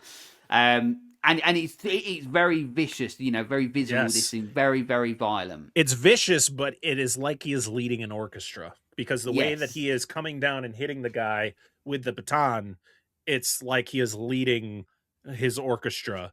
And and you also are getting that great Howard Shore score in the background, which is just yeah, it's so good. it's But yeah, so it's good. so violent. But like I said before, Hannibal is only doing this because it's the only way for him. Like, Yeah, he's not going to get his view, so he is going to try whatever way to get that view. And if it has to be kill people, that's what he's going to do, because he is a serial killer. But like I said, he's not doing things just to do them. He doesn't kill people just to kill. He's not Buffalo Bill. I mean, Buffalo Bill has his reasons why he is killing people, of course. But like, you have serial killers who just kill to kill. There's yeah. always a reason with Hannibal. Yeah, absolutely. The cops head into where he was locked up, and one of the cops, Lecter, attacked. He's hung up basically by his skin, and obviously it's super fucked up. But it is artistic, but it's super fucked up. How this cop is all hung up. He's in the And he's in the crucifixion pose. He's in the Jesus pose, as I always say. That's right, yeah, with his skin all fucking like come off his back, and Filleted it's just off. like, Yeah. once again, it's like the moment of like the iconography from this movie, where like it's one of those scenes that like you never forget. You're like, oh fuck, like that, it's so insane, and like you said, like with the score, Howard Shore's music and stuff like over top all of this, like it's just like amplifying it all the Mhm. time, and it's so great. But yeah, but then one of the cops that's on the floor, that Hannibal Lecter, and he absolutely battered. His face is all mashed up and everything like that. And then you're like, oh shit, like this cop's alive, and they're trying to keep him alive. And at this point, they're like, Hannibal Lecter's like completely gone. We think that he's gone. And what we don't know is that like there's basically there's a bit where they think Hannibal Lecter's like basically falling down an elevator shaft and stuff like that. Yep. Because you see somebody like wearing Hannibal Lecter's clothes and stuff like that. But the thing is, it's game is like, once again, as a viewer, you're like, well, this isn't gonna be how it ends, Um, but they see this person, basically they get up to the top of the elevator, realize it's one of the cops, and then it cuts quickly to the ambulance where Hannibal Lecter basically does like the Undertaker bit where he sits upright, takes off his skin, this his skin mask that he's got, which is obviously fucking gross. And yeah, basically he had the policeman's face on him, and then he's in the ambulance, and that's him making his sort of his Oh, getaway so in the funny. in. Yeah, The scene I mean, always gets me, man. Every time. It's like it's one of those things where I think this movie is near perfect. This whole sequence of him escaping by the just wearing the cop's face, I'm like, no one remotely is going to look at that face and be yeah. maybe we should, like, no one that's gonna like investigate like what's going on. But hey, you know what? It's the 90s. I guess we just gotta go with it. Yeah, exactly. That's it. And Clarice and her friend, obviously we don't really see much of her friend, but once again, like this movie is trying to do everything they can to limit a female presence in the movie because it's so very like male orientated. This movie where it's like, you know, men are here, men are there, men, you know, everything is. I mean, I literally like apart from all the victims where the horrible things happen to them, or her friend, or Clarice. Like, I don't even know if you see any other really like women in this movie. Like, I and like I said, like every time you see men, most of the time it's a group of them, it's a There's congregation of them. always You know. groups of men and like one woman. So like even with the senator, it was like the senator surrounded by guys, and then Hannibal is surrounded by more guys, and so even she is by herself. And then yeah, like you said in the beginning, that first shot of her going through the FBI training, there's like a sprinkle of women, but they're always surrounded by a bunch of men. Yes, yeah, and then this point as well, when they're having a conversation with her friend, like I said, you don't see her much, but when she's in it, they solve a little bit more of the case where they discover that Bill, if I'm right, Bill knew one of his victims or whatever it was because Mm. Clarice heads to the town where to speak to basically the parents of one of Bill's victims, and then she heads into the room. She's looking for clues, and then she does find some pictures in one of these like one the old music boxes, and it's basically like this woman like half naked sort of stuff, like posing and stuff. But then she makes the revelation where she opens up the wardrobe and then sees the like almost these diamond sort of shaped cuts in the back of the dress and stuff. Yep. So I'm assuming that like maybe was she his first victim? I don't know, or I don't remember. I think she was. I think she, and because it's so close to home. So his yeah. biggest thing was like when he was starting out, he was doing it very locally, and then he kind of branched out to try, because that's what a lot of, I mean, some serial killers just killed wherever they were, and that's why they ended up getting caught because it wasn't like they had to look very far. And then you had serial killers like Bundy, who was killing people in multiple states, so it was, and then his own stupidity was the reason he got caught. But yeah, it was just, he started local and then he kind of branched out a little bit and got farther and farther away. So yeah, I think this was ultimately his first victim, and it's crazy that it all would then lead Clarice Yeah, to to his where front we door. go. Yeah. Yeah, exactly. And then this is where, like, I feel like the film's starting to like ramp up that tension, the dread, because it starts like we're almost on this investigation process with them, and then almost like a real case where things start falling into place. And she's like, she finds this dress, so then she calls Crawford with the Hmm. information. But then he's already in this big fucking giant plane, where they're going after Bill, Yep. because they think that they've already got the person that they're after. And at that point as well, we as the viewer, we think the same thing. We think that like, oh, like they've already got the lead on the person before Clarice did, and they're in this big giant fucking plane to go and get the person who did it.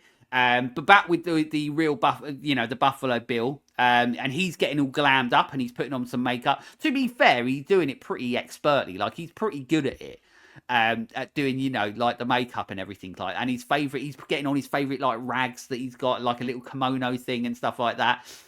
Although I have got a kimono, so maybe I should go as Buffalo Bill, maybe it's for like a fancy dress or something like that, or not. Oh boy, yeah, that's a um, tough one. I don't know if I'd ever be maybe doing not. that now. Maybe Yeah. not. And then he does do like this little like fancy little dance as well, and he's Yep. completely stuck because like he does the tucking as well. Yeah. To To the song make "Goodbye himself. Horses," which literally, when this movie came out, it flew up the charts. Oh, It really? was literally It's a a good song. song. It was literally a song that the band wrote. I can't remember who the band was, but they wrote the song. It was like, it was pretty popular when it first came out, and then it kind of like died off. And then they got a call that was like, "Hey, can we use your song in our movie?" And they were like, "Yeah," not really knowing what the movie was.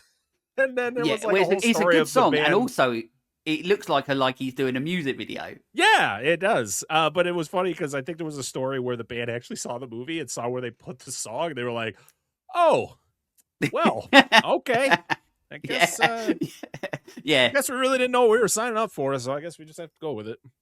yeah, absolutely. And at the same time that he's doing his fancy little dancing, the woman in the well, she's trying to capture a Buffalo Bill's big fat poodle. That's the Oh, fattest poodle I've ever fucking seen. Precious. Um, it's Precious, the big fat wide poodle, lovely poodle, but so fucking wide, it's She's a ridiculous. Pomeranian, by the way.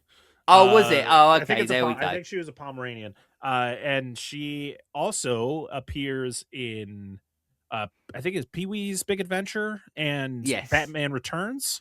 Yes, and Yeah. also another movie that I have covered and spoke about that I can't even fucking remember now, and now I'm really pissed off about it. Literally, I spoke about it, and now I can't fucking remember. So people were probably shouting at me, being like, "Oh, remember when you talked about her on this other fucking episode?" I can't even remember what other episodes I'd done, and it was Yeah. quite recent. But yeah, it was the dog was in another movie as well that I spoke. Oh, I can't. Why am I? What's the point of me doing this if I can't fucking She remember had a good anything? career. She had a good career for a good Yeah, like yeah, sure did. 5-6 But years. She was solid.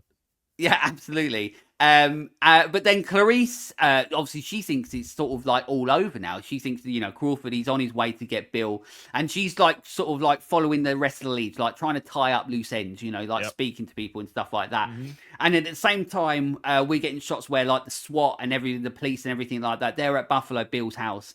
And then the woman in the world, she manages to capture the wide dog, a Pomeranian as it is. I've got wide Yeah, I could be poodle. wrong. Some people will yell at me. She's not a Pomeranian.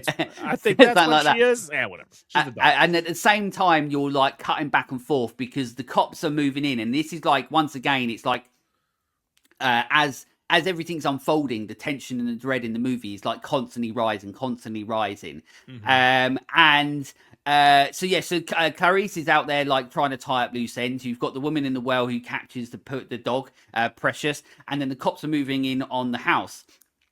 And then they press the buzzer to the house, and then Bill opens the door, but it's not the cops, it's Clarice. And it's just one of the best.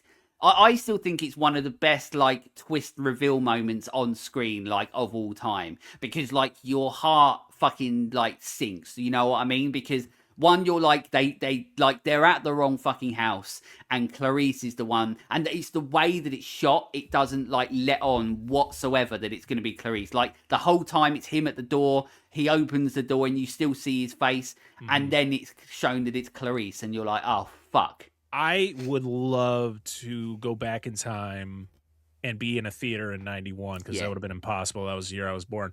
And just sit in a theater and just see the reaction of the audience when this happens. Because I can guarantee it was a collective just like, yeah, holy. Because I know as a kid watching this for the first time, I went, oh no. Like yeah, it yeah, yeah. was, you were just like, oh, this is going to be bad.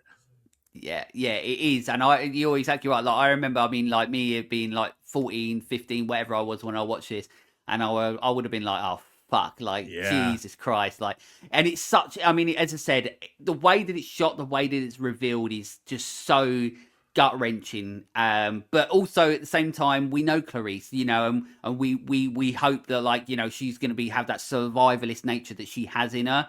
Yeah. And the more she's built up that throughout the film and the defense mechanisms and everything like that, like you're hoping that she finds her way out of it. But unfortunately, Clarice unknowingly is walking into the lion's den. And then as a viewer, we just basically have to see how this unfolds. But she slowly then does start to realize that this is the real Buffalo Bill, because of there's moss sort of like everywhere in the way that sort of the house is, and obviously her being the intelligent, person that she is. And then she goes to pull a gun on him, but old Snake Hips, as I like to call him, because he's a bit like a snake, slips away But also we know that he's got a big fucking giant magnum gun, Oh my whatever it god, the fucking thing is as is well. The massive. world's It's like the whole. big. It's like sitting on top of his stove. It's like the whole Yeah, stove top.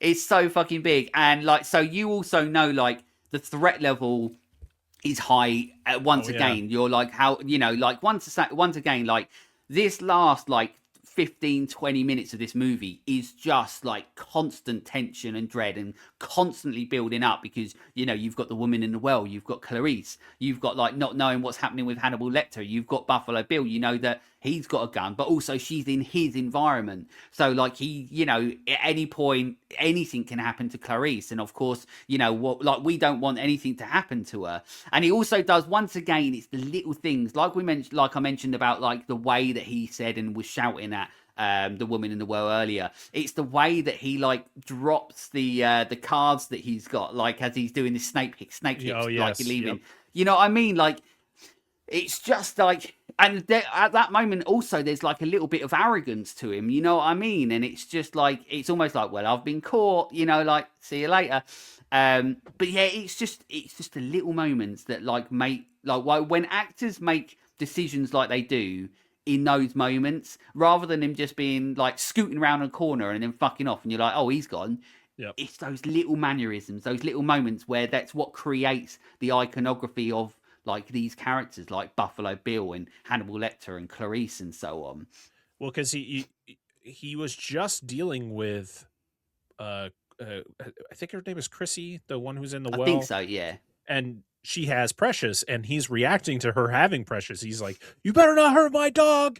Yeah. She's like, "I will. You gotta let me out." And then, of Yeah. course, you get that like terrifying, like doorbell like ringing in the basement where it's just so loud and obnoxious. And then you get, of course, the twist reveal.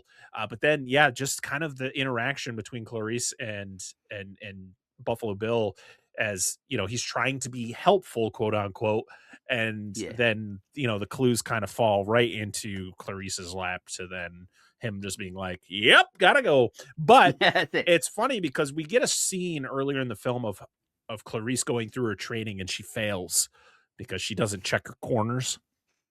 And so it's one of those things where, oh, she's not done with her training. She hasn't passed yet. Like, how is she going to kind of get herself out of this situation if she's not fully trained? And this kind of is like the proving ground for her. And it's the most Yeah, you're right. terrifying proving ground you could probably ever put yourself into. Like the fact that you are in a serial killer's home, you're on his turf, and you have to kind of explore these places you've never explored before. And Yeah. yeah, it is tense. It is Yeah. so tense. You're just sitting there kind of gripping your chair, just going, "Whoo, we're in for it." And even when I was watching it the other day after like the 100th time, I'm still like it, even though I know, what happens, and obviously Yep. I'll go into what happens. But even then, because it's so expertly crafted in the way that it's presented to us in those moments and stuff, that's why, once again, like it's so important for movies to be made well, Yep. because because this is the point of it. When it sounds this good, when it feels like the way, it makes you feel the way that it's supposed to, then that's what creates the iconography of movies like Silence of the Lambs. But yeah, so we know that he's got a gun. Clarice goes in pursuit. She finds the skin suit that he's been making. She finds the woman in the well, and then she continues on to find Bill and descends deeper into hell. But then Bill, obviously, he knows. I'm just calling him Bill now. But Bill cuts the power, and Clarice is in complete darkness. And then once again, it becomes more terrifying. Mm-hmm. And then basically, we can now only see what Bill is seeing through his night vision goggles, because obviously we know he's got night vision goggles from before. And once again, it's one of the greatest, most clever scenes like ever. It's scary. Because once again, like one thing that we do as a viewers is that we always are putting ourselves in the position of the person that's, could potentially be in harm. You know what I mean? And you're like, well, how fucking horrible is that she's, once, like you said, she's in surroundings that she doesn't know. This person here is always going to have the upper hand, and now she's in complete darkness. And we know that Buffalo Bill can see everything through his night vision goggles, and it's just terrifying and it's tense. And he's got the moments where he's just literally toying with Clarice, where he's going to like touch her hair and stuff like that. And it's horrifying. It really is. Like it's a fucking scary scene. It really is. But then he sort of makes these, like, I suppose it's a bit of a rookie mistake, is in like he doesn't have police training or anything like that. If you get what I mean, because he points the gun at her and then he cocks it back, Yep. and as soon as he does that, it's like the training instinct of Clarice, where that kicks in, and then she turns around and then fires, and then basically shoots the shit out of Bill. And the paint that I suppose then at that point it's like she's past her training. Yeah, he did. You know, his shot hits the window, which then reveals everything. You get to see yes, everything. The light is now shining on the situation, where it's kind of like it's one of those things where it's like we're dealing with a serial killer, so it's very dark. And I think her having to fight the darkness, right? She's not yeah, just fighting Bill, she's fighting all of the darkness inside of her, and kind of the situations that she has kind of been throughout her life, being a woman in a predominantly male field, her history with her, her dad dying at a young age, all of these things kind of culminating to this final showdown with the person that she has been after the whole time. And yeah, just the fact of Buffalo Bill, just that small noise of the cocking of the gun, and she reacts to it as anyone should. Like yeah. it's one of those things where when I'm in a basement with a serial killer and it's pitch black, I'm shooting at whatever makes a noise. Like any noise Yeah. that is made, I'm shooting in that general direction. Well, we've already established that I'm the one going in guns fucking blazing anyway, Yeah, so yeah, that's it. So yeah. I'm more danger to myself than anyone else. But then, so Buffalo Bill, he's now dead. The woman in the well, she walks off safe with Precious, the big wide dog, whatever it is. He's safe, so I assume that he's probably found a nice new home with the senator's daughter. And then we also cut to Clarice, who's receiving an official FBI badge. She's of course passed her training and Mhm. everything like that. So, and then at the after party, not much of an after party, but there is one. Clarice gets a phone call, and guess who it bloody is? It's bloody Hannibal Lecter, and he's got a lovely looking wig, and he's feeling a bit peckish for an old friend. Oh And then yeah, that's the film basically ends, where he's following what the fuck is the guy's name? The Dr. Dr. Chilton. Chilton. No, Chilton. Yeah, Chilton. it's That's it. Dr. Chilton. You can, Yep. yeah, that's it. He's following Dr. Chilton, and then yeah, and he's having to hold his hat on the whole time because it's so fucking windy, and he doesn't want his wig. He doesn't want it. But also, you remember like how good like Anthony Hopkins looks with hair. But Yeah. yeah, Yeah. but yeah, and then of course, like the film ends where Clarice gets officially an FBI agent, and she goes on to have the career that she will have, and Hannibal Lecter is out doing Hannibal Lecter things. Yep. So yeah, but so I suppose you can call it a happy ending in a way, but not so happy because we have a psychopath cannibal on the loose. Yeah. I mean, we get a sequel to this movie, like almost 10 years later, with Yeah, Hannibal. And yeah, it's Hannibal and Clarice back at it again. Like, Hannibal's out in the world, and it's a very Hannibal centric movie. Of course, the movie is called, or the book. It was a book, and then it became a movie. It literally was a book, so it could become a movie. That's yeah. what they wanted. But yeah, it's more of a Hannibal centric film where Clarice is actually going after him, and kind of it's this ultimate showdown. Um, And I'm still always gutted that it wasn't Jodie Foster. Like I'm Yeah, it so is. sad. It is it's very unfortunate because of who she is and what she did with this role. It's so iconic. I have never had the biggest issue with No, Julianne Moore as Julianne Moore. Clarice. Yeah, I don't think she was terrible. I think people just kind of write her off because she's not Jodie Foster. But Jodie Foster didn't want to do the movie, so they moved on. Like they weren't like the whole purpose of it was to make a movie, and yeah. they had to get somebody to do it, and she didn't want to, so we got what we got. I still We enjoy got that we got. movie a lot. I think it's Yeah, a great continuation kind of with Ray the Liotta gets story. his brain eaten. Dude, it's one of those movies where it's like, yeah, is it necessary? No. But you know what? We like everyone wants to know what the hell Hannibal's doing now that he's free, right? It's just like it's ambiguous. Yeah, And yeah. read the book though if you're interested. read the book Hannibal before watching the movie, because there are some significant changes that they make to the movie, and they actually put some backstory to Hannibal, which is pretty interesting, which then kind of gets turned into Hannibal Rising. Oh, okay. Yeah. So yeah, I mean, to be honest, I love this entire franchise, if you want to call it that. Pretty Yeah. much the Hannibal verse. The uh, Hannibal verse, that's it. but Yeah. yeah, it's a wild time. It's a wild journey, and kind of, it's funny that the Red Dragon movie came out after the first two, because it's actually the first The book. first book, isn't But we it? got That's right, yeah. Manhunter, back in 86. So that was kind of their Red Dragon, and kind of our introduction to Hannibal. And yeah, if you're interested in Silence of the Lambs, give all the rest of them a go. They're not as good as Silence of the Lambs, because in my opinion, Silence of the Lambs is the pinnacle of, for one, it's the pinnacle of filmmaking, acting prowess, just screenwriting, like everything about it. I mean, this movie won so many Academy Awards. It's unbelievable. So yeah, it deserves the love that it gets. And yeah, that's all I got. Well, I suppose it's a good time then for me to, because I will get into. Well, okay, so I'm going to get into my controversial opinion on this, and I'm going to explain why. So I, okay, so I always say on the show there are two things that make a good and long-lasting horror. To make a good immediate horror movie, unpredictability is an absolute must. Because we are watching a genre where everything has already been done. So as a Mhm. viewer, we're watching it, and unfortunately, most of the time, we know where everything's going to be going. So if Mhm. you can watch a movie for the first time, because of course, once we've seen the movie, we know what's going to happen. So the unpredictability factor of it like fades away. So when we see a movie for the first time, and it's an unpredictable movie, that is integral. Now, when you see Silence of the Lambs for the first time, it's a very unpredictable movie, and it leans into that, and that's what makes a lot of like the great decisions of the movie, and it makes the movie even better because of the unpredictability. Now, of course, that fades away after you've seen it.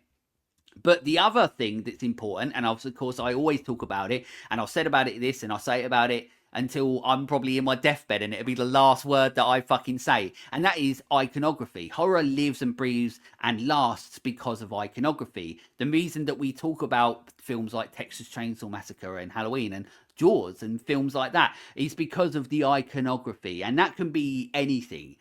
Whether it is the performances and the characters, whether it's Michael Myers or Jason or Freddy, or Hannibal Lecter, the iconography of these horrible, horrible characters and so on like that, or whether it's the look, whether it's the sound, whether it's the way that the films look. Iconography is really important, and Silence of the Lambs has absolutely loads of iconography. From the character of Clarice, for Hannibal Lecter, for Buffalo Bill, for the scenes, for the Howard Shore music. There's loads of it, but the thing that really surprises me every time I watch this is that one of the things that really creates iconography is the cinematography and the images of the movie. And I don't actually think, and this is why people are going to hate it, I don't actually think that this is actually a very well. How do I put this? This movie doesn't look that great. Oh, And that's what I'm going to say. So there are some scenes in it that look pretty good. So, like for example, Hannibal when he's in his metal cage with the metal bars, and you've got the shot above him when he's doing his orchestra stuff, and when he's just killed those people, when he's hung people up. But nothing ever stands out to me. One thing that I really annoys me about this movie is that there's so many ridiculous close shots, but there's loads and loads of close-up shots in the movie. I think that's Now, for of a course, reason. I think it's because they yeah, want you to yeah, be personal. Like everything needs to be personal with these characters. Like when you're talking, when it's Clarice talking to Hannibal, we don't care about anything else that's going on around him. We want to have those close shots, because that's all we care for. Like yeah. like we're caring about the conversation between the two. So having those close shots of any conversation that is happening, because sometimes yeah, you just feel it's just like you're just one of those like, whoa, back up, dude. Like Yeah, give me yeah. some space here. It's like you are feeling every word that is coming out of anybody's mouth. Um, so maybe I think that's why we get a lot of that. Yeah, so the purposeful shots are obviously the close-ups, and they're like you're exactly right. They're done for a purpose. There's a reason for them, especially when they're between Hannibal Lecter and Clarice, because it's Hmm. the back and forth between them. And obviously we see this intimidating the evilness of the eyes of Hannibal Lecter and stuff, and so it's there. But it's just it never strike look every time I watch this movie I always want more out of it when it comes to the look of the movie, the cinematography of the movie, because it never strikes me visually like a movie like the Texas Chainsaw Massacre and so on, like there's just no shots. Like with me, I love it when I watch a movie and I can take a shot from a movie and then I'm like, that could just be like a wallpaper or a picture that you can put up on the wall. And there's a lot of that in horror where, like, same with Halloween with Michael Myers across the road walking in the street and you've got a house behind him and you can take that image and just have it as a wallpaper, like the iconography of shots like that. And every time I never feel that I get any of that from Silence of the Lambs, and I'm gutted about it. And it's weird because I don't know why, but every time I watch it, I feel like it's always missing something. So basically, I think it's probably potentially like obviously the filmmaker, like the director of the movie and stuff, where maybe like this movie excels in so many different areas, like with like this movie is focusing on the character, not the iconography of the imagery. It's focusing more on the iconography of the characters and the storytelling and telling the story of Clarice and telling the story of Hannibal Lecter and where we go on the journey within the movie. Hmm. That's where, for me, the iconography comes from. The iconography for me doesn't come from the images, if that makes sense. Which I don't always feel that a movie needs to be like have like the landscape shots and all that. Like we get the shot of like them flying over, vast area where they had found one of the victims. This movie feels very claustrophobic, and I think Yeah, that's for a reason. We are always in a building. We're always like we're in Buffalo Bill's house. Like nothing is wide open, and I think that's on purpose because you got to think like let's just say this movie is the entire perspective is from Clarice, right? So it's a woman dealing with these horrific events, but also living in a world that is kind of on top of her.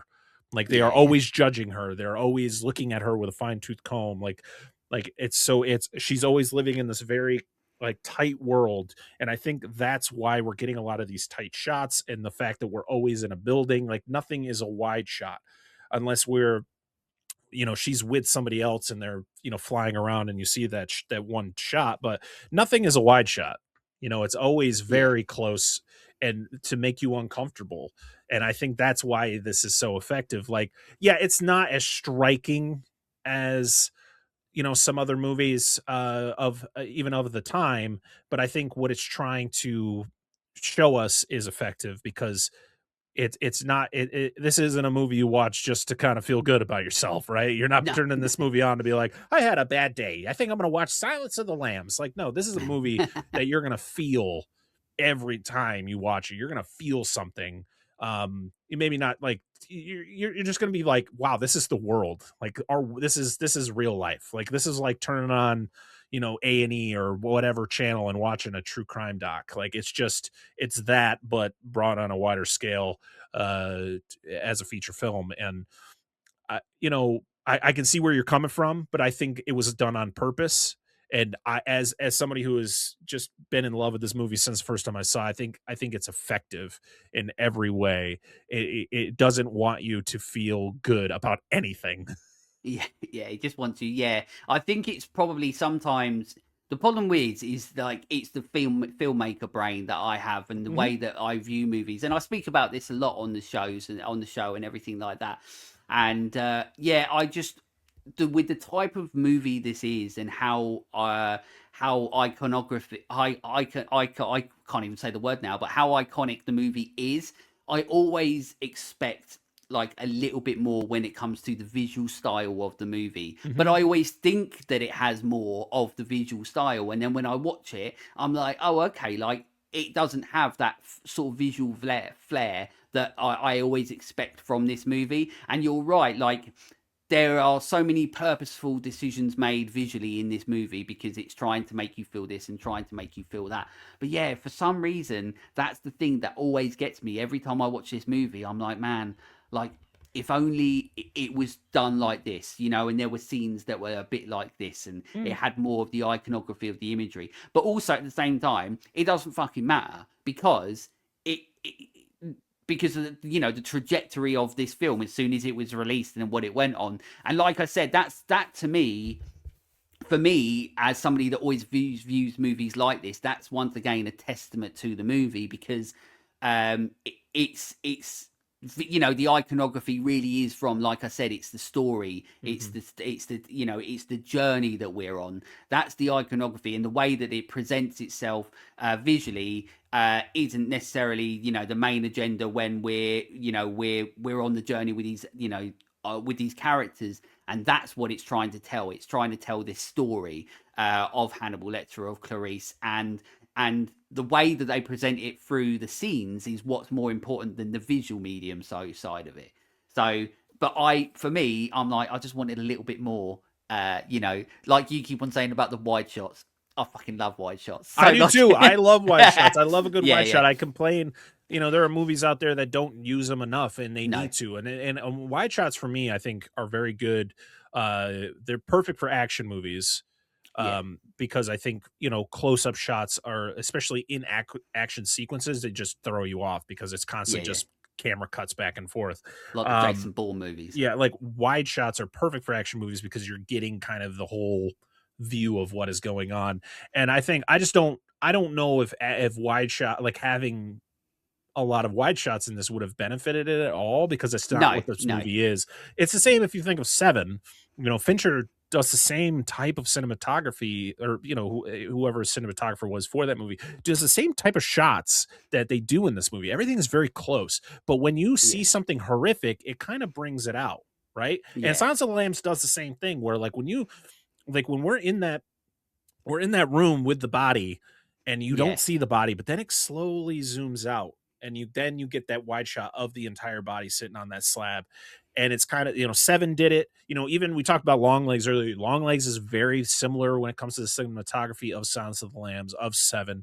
I yeah, think a lot of movies that have the same topic at hand, Zodiac and things of that nature, they're doing very similar shots because they want to make these type of movies more effective. You have to get really up close and personal, yeah, or because that's how you're going to feel it. If everything is a wide shot, I'm not really getting that full feel. Like when you're watching Zodiac and Fincher brings it out, and you have the couple sitting on the lake yeah. Like the edge, hill thing. and Yeah, yeah. By then the lake. the Yeah, the killer comes into view. Like, that's a perfect wide shot. But this movie yeah, doesn't have that, because we don't ever have that interaction with yeah, the killer and a victim, other than when he kidnaps the senator's daughter.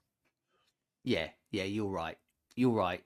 I mean, the thing is the movie. Yeah, it's just I can't ever get out of that filmmaker mind. No, That's hey, the I'm not thing. trying to say you're wrong. I'm just trying to Yeah, maybe open your eyes the next time you watch the movie, yeah, and maybe yeah, see yeah. it in a different lens. But I Well, totally understand, because yeah. What I'm the same way with other things. So Yeah, and the thing is that I get it, why they do it, because mhm. it's purposeful to the story and it's purposeful to the Right. characters and stuff like that, and it's about building the, you know, the tension and the Trust me, you dread watch and Hannibal, a lot of wide shots in Hannibal. yeah, a Hannibal lot is of the wide opposite of shots. Yeah, this, where a lot of, like, you get your up close and personal, but we're now in the open world with Hannibal. yeah, We're not in these enclosed spaces. So everything, like, Ridley Scott does a lot of wide shots in Hannibal. So there you go. There, if you want your there wide we shots, go. go watch Hannibal. But yeah, exactly. If I want wide shots, I'll just watch Hannibal. But yeah, but once again, as I said, like it's not taking away. Like as I said, that's the strength of this movie is that I can still sort of think that, but the strength of this movie is that it doesn't rely on that. It doesn't It's need not going that to take you because the out. It's not going to take you out of the exactly, movie. exactly. Right. So we're going to our sort of overall thoughts on the movie in a minute. We'll talk about like any extra bits and so on. Of course, I always like to put some production info in there. After Jodie Foster first read the Thomas Harris novel, she tried to buy the rights herself, only to find that bloody Gene Hackman had beaten her to it. Hackman unsuccessfully lobbied to direct the film and potentially play Lecter or another role, but he decided against it. So Jodie Foster was already a big fan before she did, and obviously, Hackman decided against it. I think he was too scared by it. He did not like some of the material. He didn't like the direction that they wanted to go just wasn't the direction he wanted to go. He wanted to kind of have everything kind of off screen, where when Ted Talley took over and wrote the screenplay, that's when him and Demi got together and wanted it to be very up close and personal, wanted it to be like, we don't want to hide away from anything. We want you to see the horrific things that are going on. And Gene Hackman just wasn't a fan of that. No. And it would have been such a different movie, if it was Gene Hackman. As of 2025, and still now because the Oscars hasn't happened yet, but this is one of only 3 movies to win the top 5 Oscars. So it won Best Actor, Best Actress, Best Director, Best Performer, Best Picture, and Best Screenplay. That's how fucking good this movie is. So irrelevant of everything that I've just said about how I think it could look better, it doesn't fucking matter, because it won a shitload of fucking awards. And obviously it is one of those movies that's on, so many lists of greatest movies of all time. So What the fuck do I know? And then the ending was originally very different. Ted Talley initially wrote a darker ending that would see Lecter call Clarice from a fancy office while cutting up an orange. After hanging up the call, the camera pans out to reveal captured Dr. Chilton. Lecter approaches Chilton and asks, "Shall we begin?" And that is what apparently originally the ending was going to be. I don't know if it's a darker ending. I mean, ultimately, that's what Hannibal's going to do anyways to Chilton at the end of this. So I actually wouldn't be mad about that. Like, I wish we got that filmed so we could get like a alternate ending on on one of the Blu-rays or something. I think that would have been cool. But that I actually like that. As long as you don't see anything. Like, I don't want to see Hannibal. I mean, to be honest, I kind of do, because Chilton sucks ass. But I think that would have been a pretty effective ending. Yeah, because I feel like it's like the way that it ends is a little bit like, after everything we went through, feels a little bit lackluster, a little bit, because he just like, hello Clarice, I'm still here, and then he walks after him. So it's effective in the way of like, I suppose it's one of those endings that's very much like, that you lead it to your own imagination. Well, the reason that it's the ending we have is effective is because Chilton is running from Hannibal, because he knows that Hannibal's gonna come after him. Like, with all the things that he has done to Hannibal over the years, Hannibal's coming after him. So he was trying to escape him. The problem was Hannibal's a really smart person and found a way to follow his ass all the way to wherever the hell they were. That's it, with his beautiful wig. There we go. So now we might as well get into it. Our overall thoughts on the movie. Of course, I always ask my guests first. What are your overall thoughts? We've spoken a lot about how much we love this movie and stuff. Is there any extra things that you want to talk about? Any things that you don't like? The things that you love? Overall thoughts on the movie. I think we covered pretty much everything we could cover. I mean, there's a lot. I think if you really wanted to break down the nitty gritty of this movie from beginning to end, this is probably going to be a 3 to 4 hour podcast. Yeah. This is an all time classic. It doesn't matter how many times I've seen it. It's still just so good. It hits on so many levels. Like I said, it's one of those, you can't just turn this movie on to turn it on. Like I said, you have to be in a sort of mood to watch this movie, because it is so effective and it is so real and gritty, and just everything about it just is just effective. I mean, we talked about The Shining a long time ago, and it's one of those movies where I feel every time I watch it, I do pick something else up from it. Like, even if it's just something so minor, where it's like, oh, I didn't see that before, or I don't remember them saying that, or, just this, that, and the other. And also, having reread the book last year, I'm also picking up a lot of things that the book, or that the movie didn't include from the book, which is also really interesting. Like I'm the type of person where if a movie's coming out and it's based on a book, I watch the movie before I read the book because I just want to Right. have that experience. Because I think a lot of people will read a book before seeing a movie, and hey, sometimes you read the book before the movie's even made, so it's like it's not on you if the movie just didn't land for you. Um, I always like to kind of get the experience of a movie before I read a book, and then I could be like, oh, okay, I see the differences, but it's never going to take me out of the movie. A lot of people hate The Shining because it's not the book. Yeah. I was the opposite. I watched the movie before reading the book. We'll go listen to my guest spot on Let's Talk Horror where we talked about The Yeah. Shining, and I probably mentioned that. But it's one of those things. It's like take in take in the movie first, and then kind of branch yourself out from there. And I think you'll have a better time than if you read the book and then watch the movie and go, "Oh, that doesn't happen. Oh, this doesn't happen." It's like, yeah, because then the movie would be 4.5 hours long. Like it's just not how it Yeah. Yeah. works. That's the thing, isn't it? So, Yeah. but yeah, this is an all-time classic. I will never get sick of talking about this movie. I've talked about it a bunch of times. I mean, we actually have an episode over at Dissect That Film where went through the entire thing. I think it was a couple years ago. So yeah, I have no problem talking about this movie. I love this movie. I will continue to love this movie. I recommend it to anybody who is, into true crime, who is just loves film. Like just if Yeah. you love movies, you need to put this on your list. If you don't like it, hey, at least you can say you've seen it. But Yeah. I'm never gonna be like, you're not a true cinephile if you haven't seen Silence of the Lambs. But to be honest, you should really watch this movie if you haven't. Yeah. Yeah. I'm not saying that you're not, but maybe I'm you're not gonna not. say it. I'm not gonna say it, but you should watch the movie. I'm not gonna say you're You not a true should. cinephile if you haven't seen it, but But it should be required viewing. absolutely. Yeah, you're exactly right. I mean, the word that you said is exactly what this movie is, and it's effective. And what makes this movie so incredible is that after all these years and after all these times that I've seen this movie over however many years, it is still effective. You still like in the moments that it's trying to make you uneasy, in the moments that it's trying to make you feel uncomfortable, in the moments that it's trying to make you feel the tension and dread when everything's rising, and Clarice is in the lion's den, like I said, and stuff. It still makes you feel the same way as you first watched it, but yet you know what's going to happen, and that does not happen very often. And the fact that from 91 to this day, I and other people can still watch this movie and feel the same way from the first time they watched it, where you're like, I know what's going to happen, but it's still the way, like I said, my controversy isn't with the way that it's created in regards to telling the story and in regards to showing the characters.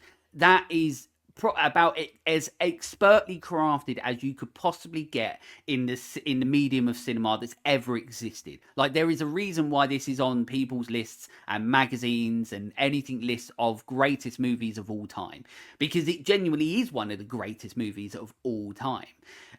So my thoughts on how I feel about it visually is irrelevant to that. But the fact that after all this time, it's still such an emotionally effective movie goes to the testament of everything that went into the creation process of this movie. Whether it's the performances that are so good. Jodie Foster is phenomenal.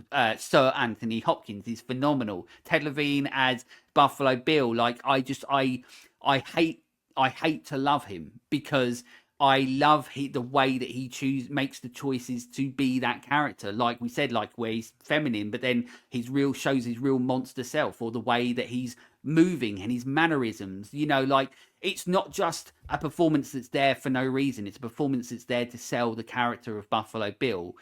Everything in this movie is purposeful, like you said, even with the fact that it's all close-ups and a lot of close-ups. It is one of the greatest movies that's ever been made. And I always say this. I always assume that everybody that I very rarely talk about like the underground movies, so to speak. A lot of the movies I speak about sharing the love for a lot of movies like Silence of the Lambs and stuff like that. And every now and again we talk about hidden gems like The Hitcher, so to speak, Yep. and things like that. But you know, there are reasons why I talk about movies like Silence of the Lambs, and there is reasons why movies like Silence of the Lamb still are constantly in repetition for watch cycles for people all around the world, because it's expertly crafted, and it is one of the greatest movies of all time. And the fact that, you know, it won everything that it did, is it goes to show why it's so good. So yeah, I love this movie. As much as I sound like I slagged it off a little bit, I fucking love this movie. But there we go. Your first time is a segment I have on the show, which is where you send me over your first time horror movie memories, and I read it out on the show. Obviously, with Parker being on the show many a times now, that I won't ask him for his first time horror movie memory, but I will ask him for a recommendation in a moment. So he will give you a top notch recommendation for all of you to go and watch.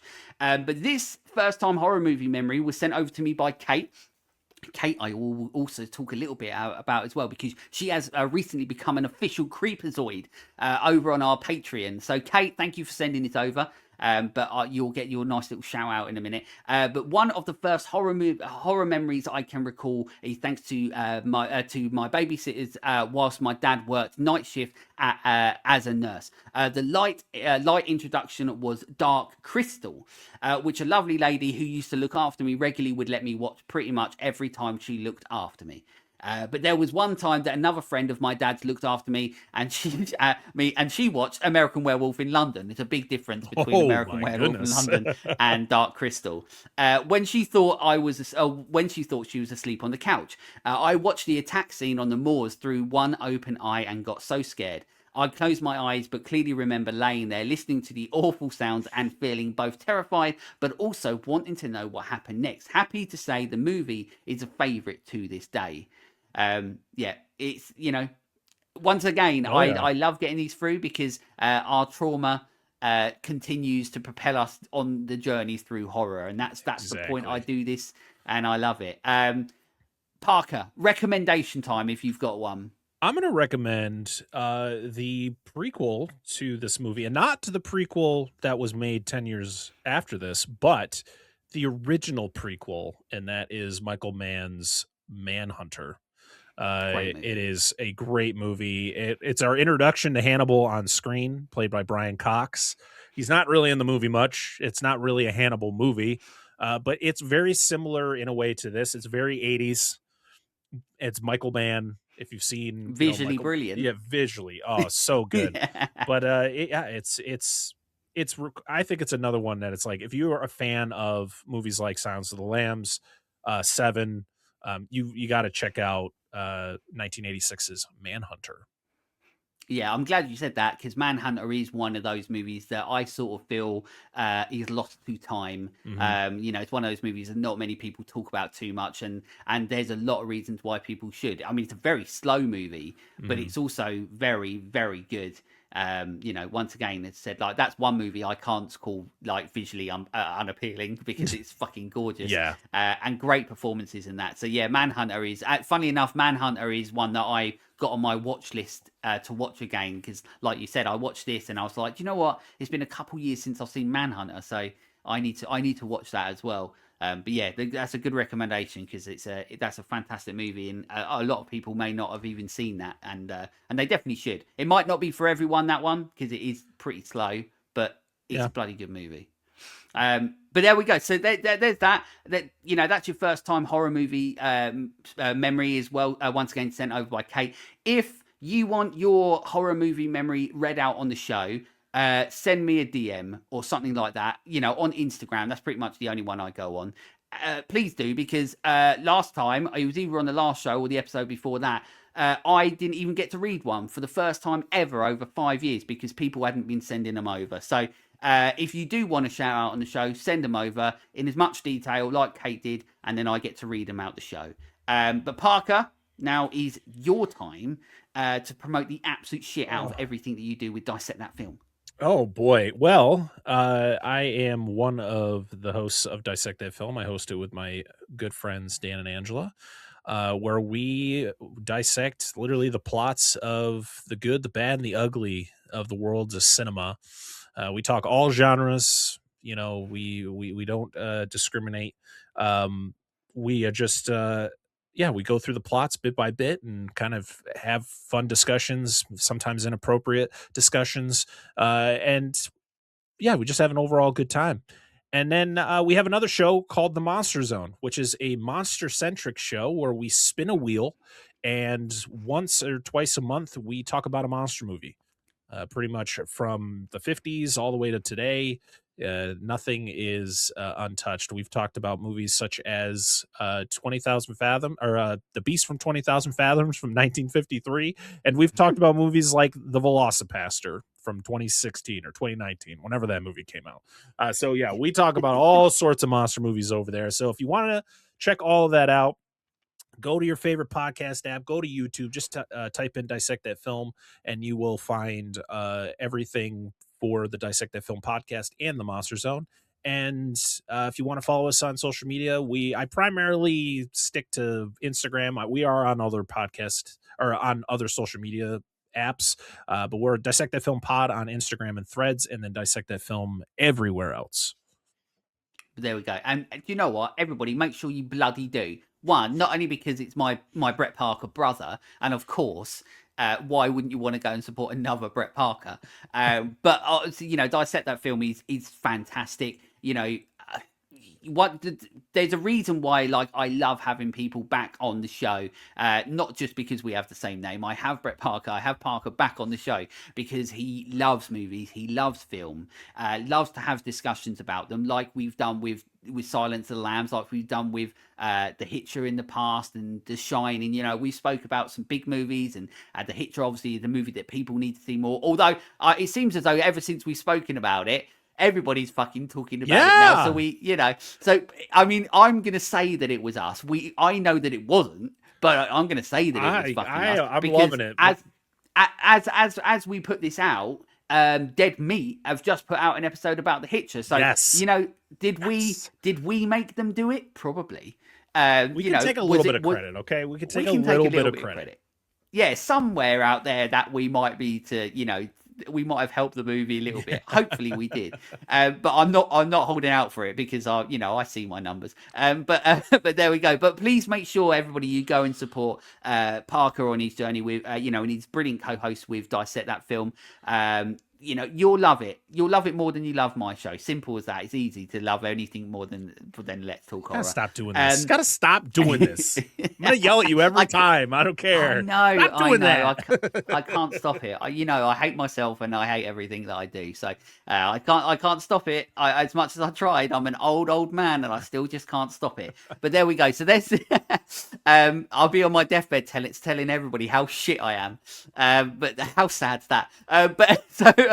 But anyway, but in regards to Let's Talk Horror, if you do want to check it out, of course, we have our Patreon. Our official Creepazoids are on there. We've got Jamie, we've got Rob, we've got Leighton, and of course, like I mentioned, we've got Kate now as well.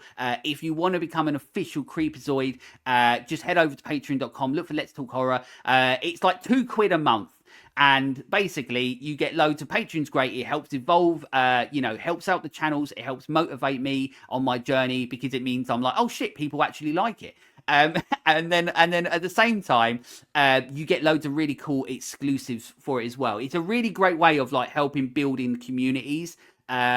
Patreon's really fantastic of that because then I can start putting even more exclusive content on there as well. People on Patreon as well, my Creepazoids, they know all the news or anything that's happening before anybody else. So if there's an update with the channel, anything like that, they know about it all. There's Creep's Choice episodes, which is every month I basically do a mini podcast episode about a movie that they give me. So they give me a movie, I watch it. Pretty much all of them have been absolute fucking shit so far. So thank you everyone for that. But they know, and do you know what? As I said, I always say that I think they're genuinely trying to give me movies that they think I will like. But guess what? They failed every single time so far. So if you want to hear me talk shit about movies, then you can go onto our Patreon. But yeah, patreon.com, Let's Talk Horror channel. You'll find it if you want to help me on my journey or anybody else on their journey. You know, it's not just me. I don't have sponsors. We don't have people helping with marketing.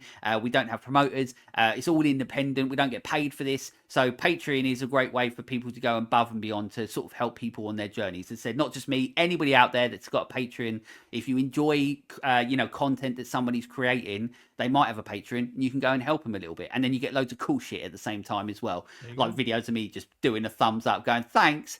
That's pretty much it. But there we go. Yeah, the episodes are on video version. If you're watching this on YouTube, make sure you subscribe. I hate doing all this shit. I feel fucking weird, but you've got to do it. But subscribe. It helps out more than you will know. If you're listening to it, if you enjoyed it, please make sure you rate and review. Obviously, once again, not what I do, what Parker does, what anybody does. It really, really helps when you rate and review it as high as you possibly can. And then we're on all the socials, and it's same as Parker. Instagram's the prominent one that I go on most of the time. So if you want to get hold of me on there, you can. Don't be a weirdo though. Don't fucking send me weird messages. Just fucking be normal. But there we go. That's the episode. I hope everybody's enjoyed our in-depth discussion about Silence of the Lambs, one of the greatest movies of all time. Even if I have my little controversy about it that everybody's going to fucking hate me about it, guess what? Life sucks. Get over it. But that's it. So that's it. But Parker, once again, thank you so much for returning to the show. Oh man, I will never say no. You reach out and ask me to be on the show, I will never say no. So thank you again for having me on, and I can't wait for the next one. Absolutely. And whatever we talk about, it's funny, we keep on setting ourselves up like unintentionally to talk about absolute fucking bangers, like absolute classics. I know. So now we've got to keep doing it. We've got to keep doing it. Or do we switch or do we flip the script and we just find something that's like, that way Dead Meat won't copy us. That's it. Well, there we go. Thank you everybody for once again joining me on my journey through horror, joining me on this journey through this episode. But until next time, stay creepy, fuckers.